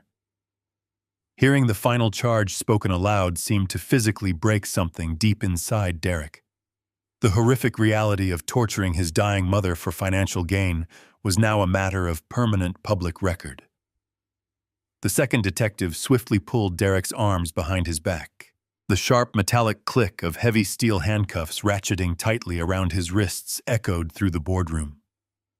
Derek collapsed completely against the detective, weeping with an utter lack of dignity. The stark reality of the handcuffs snapping shut broke the spell of paralyzed horror that had gripped Melanie. She had spent the entire confrontation pressed tightly against the frosted glass wall, watching her husband's life evaporate. She had silently calculated her own odds of survival, trusting completely in the hidden offshore accounts she had desperately funded the night before. Seeing Derek physically restrained and formally charged with severe federal felonies ignited her cowardly survival instinct. She realized that playing the supportive wife was no longer a viable strategy. She needed to sever all ties immediately. Melanie suddenly pushed herself away from the glass wall, moving with frantic energy. She lunged toward the heavy granite conference table, her manicured hands grabbing for her expensive designer purse. She slung the leather strap over her shoulder, tears streaming down her perfectly contoured face. "I had absolutely no idea," Melanie screamed, her voice shrill and echoing loudly in the enclosed space. She pointed a trembling finger directly at her weeping husband, throwing him to the wolves without a single second of hesitation. "He lied to me about everything. I did not know about the forged will. I did not know about the stolen medical money or the underground loan sharks. I am a victim here. You cannot hold me responsible for the terrible things he did behind my back." She did not even look at Derek as she spat those words. She was entirely focused on the heavy oak double doors leading out of the boardroom. She took a quick, decisive step toward the exit, her high heels clicking sharply against the floor. "I just need to leave," she babbled rapidly. "I need to call my family." She thought she was going to simply walk out of the room and disappear into a wealthy exile. Melanie made it exactly 3 steps before her path was solidly blocked. Victor Caldwell moved with a terrifying silent speed, stepping directly in front of the heavy oak doors. He stood like an impenetrable fortress of dark wool and legal authority. His sheer imposing presence was an insurmountable barrier. Melanie halted abruptly, nearly losing her balance on her designer heels. She looked up at Victor, her fake tears faltering. "Please move," she demanded, her voice losing its fragile tone, revealing the sharp, arrogant entitlement hiding just beneath the surface. "I have absolutely nothing to do with this criminal investigation." Victor did not move a single inch. "You are not going anywhere, Mrs. Lawson." Victor stated, his voice a low rumble that instantly silenced her protests. "Your husband may have been the primary architect of this tragedy, but you were a highly willing, highly compensated participant in the execution of his fraud." Victor reached into his black leather portfolio and retrieved a secondary slim manila folder.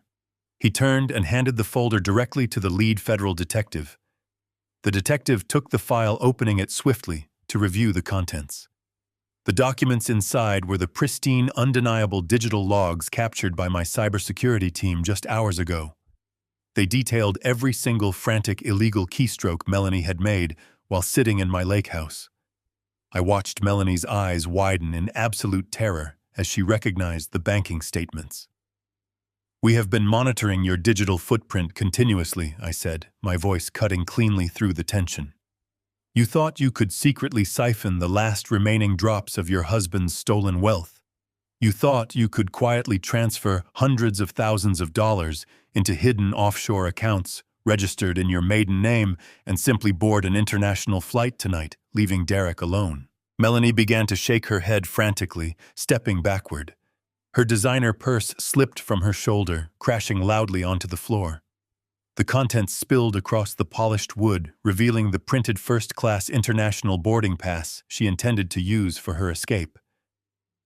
"No," she gasped, her voice completely devoid of air.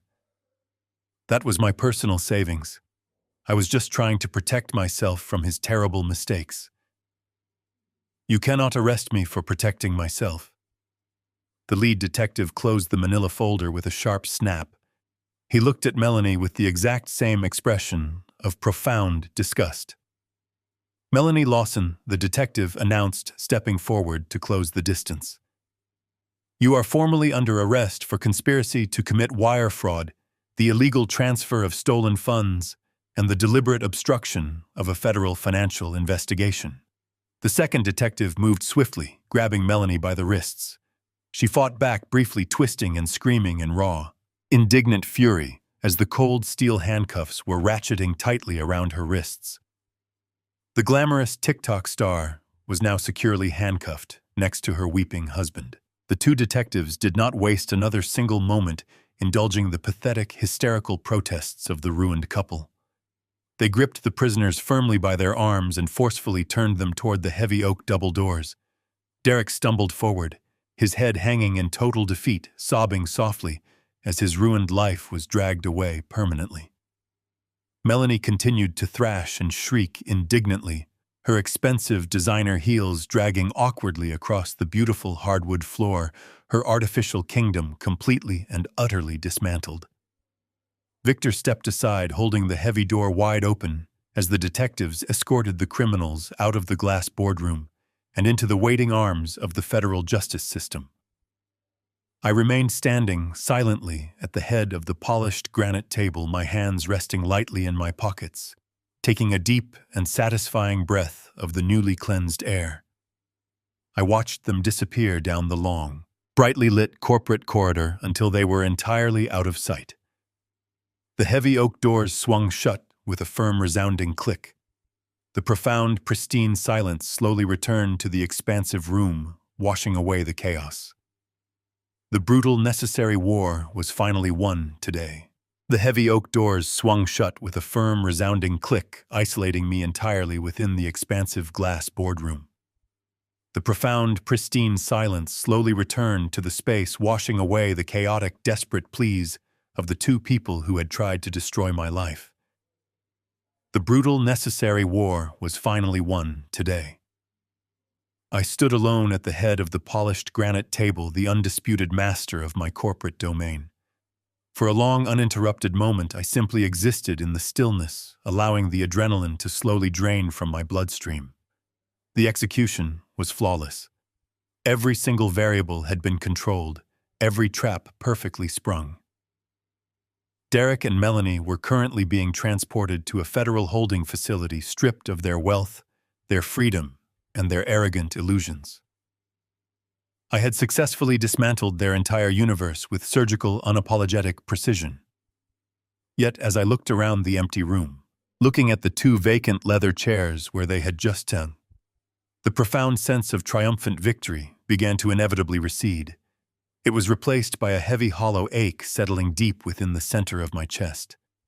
I reached up with slow, deliberate fingers and loosened the perfect, tight knot of my silk necktie. I unfastened the top button of my crisp white shirt, taking a deep, shuddering breath that filled my lungs with the sterile, climate-controlled air. I slipped my arms out of the heavy $5,000 bespoke midnight blue suit jacket, folding it neatly and draping it over the back of the tall leather chair. The armor I had worn to completely annihilate my stepson was no longer required. I looked down at my hands. They were still the rough, calloused hands of a man who knew how to build things from scratch, the hands Patty had loved so dearly. I had exacted a flawless, absolute vengeance. I had delivered undeniable justice. But as the silence of the room pressed in around me, the agonizing reality remained entirely unchanged. The money, the corporate power, and the total destruction of the betrayers did not magically bring my beautiful wife back to me. I was still a grieving widower, standing alone in a glass tower, facing the rest of my life without the woman who gave it meaning. I turned my back on the granite table and the discarded suit jacket, leaving the boardroom without looking back. I walked down the long, empty executive corridor, my footsteps sounding distinctly softer now. Victor Caldwell was waiting near the private elevator bank, his leather portfolio tucked neatly under his arm. He did not ask for any further instructions.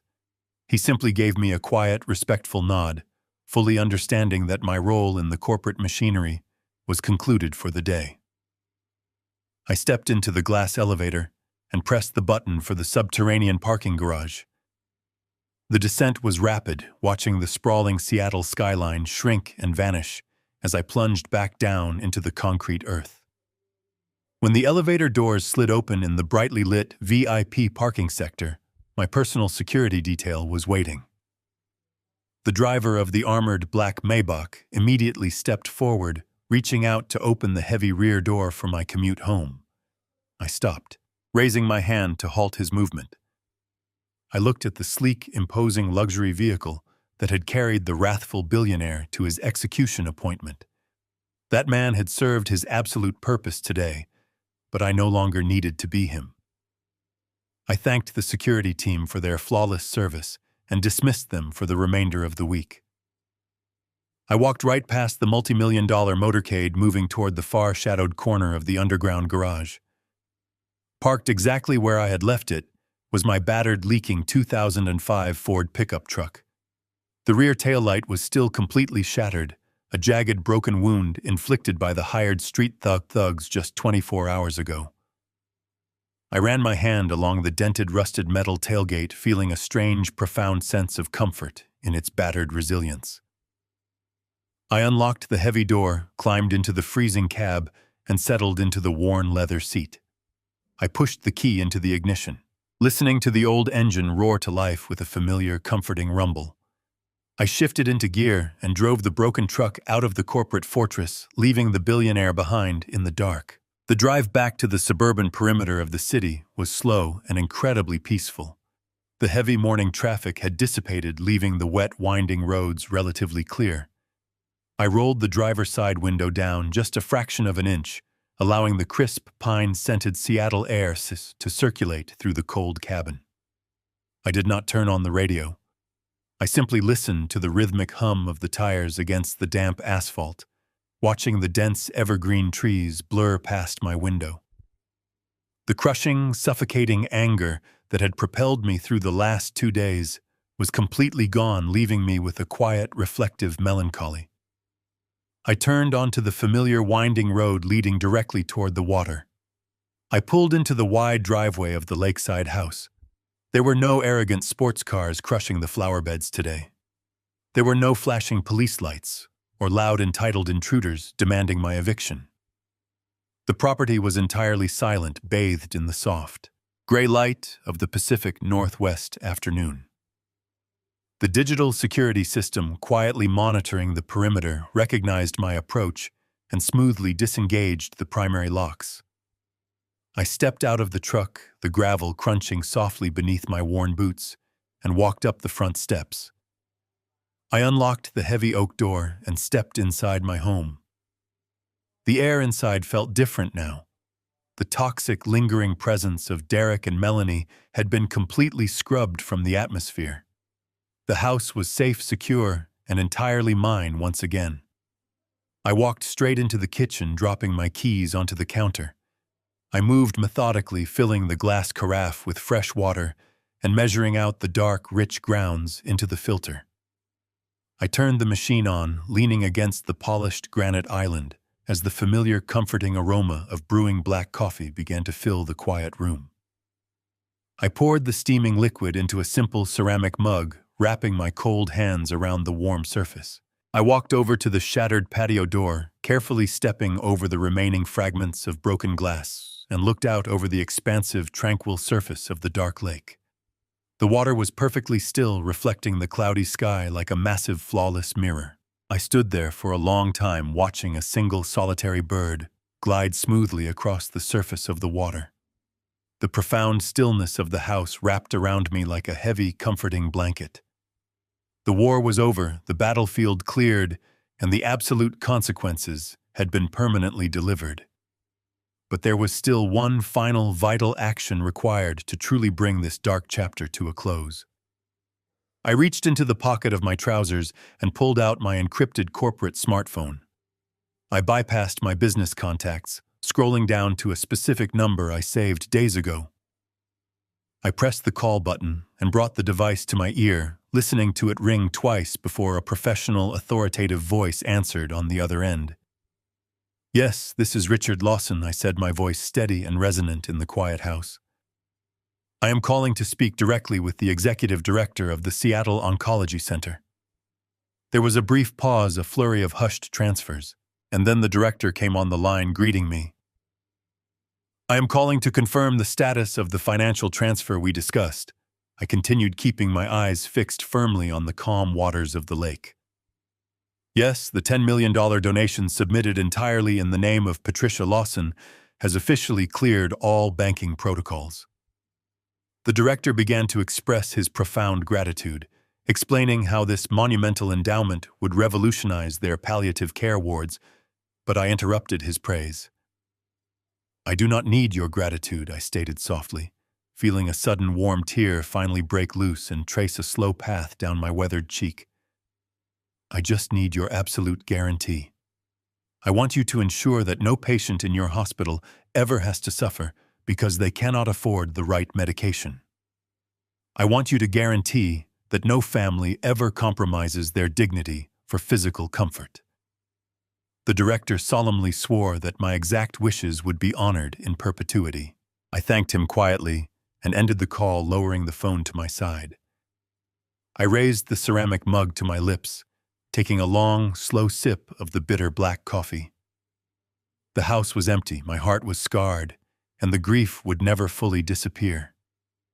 As I stood there watching the gentle ripples slowly fade into the quiet expanse of the lake, I finally felt a deep sense of permanent closure. Sometimes the hardest lesson a father has to teach is that unconditional love does not mean unconditional financial support. Setting strict boundaries with the people you love is not an act of cruelty. It is an act of profound, necessary wisdom. If you are watching this and dealing with entitled or toxic family members, I want you to remember that your peace of mind, your dignity, and your hard-earned life are worth infinitely more than their approval. You always have the absolute right to protect yourself even from your own blood. Did my story resonate with you today? Let me know which city or country you are listening from down in the comments below. It always brings this old man a great deal of joy to know where my words are reaching. If you found value or courage in my experience, please hit that like button to support the channel and make sure to subscribe so you never miss another life story. Thank you for spending your time with me today. Remember to always stand your ground and protect your peace. See you in the next video. With love and respect.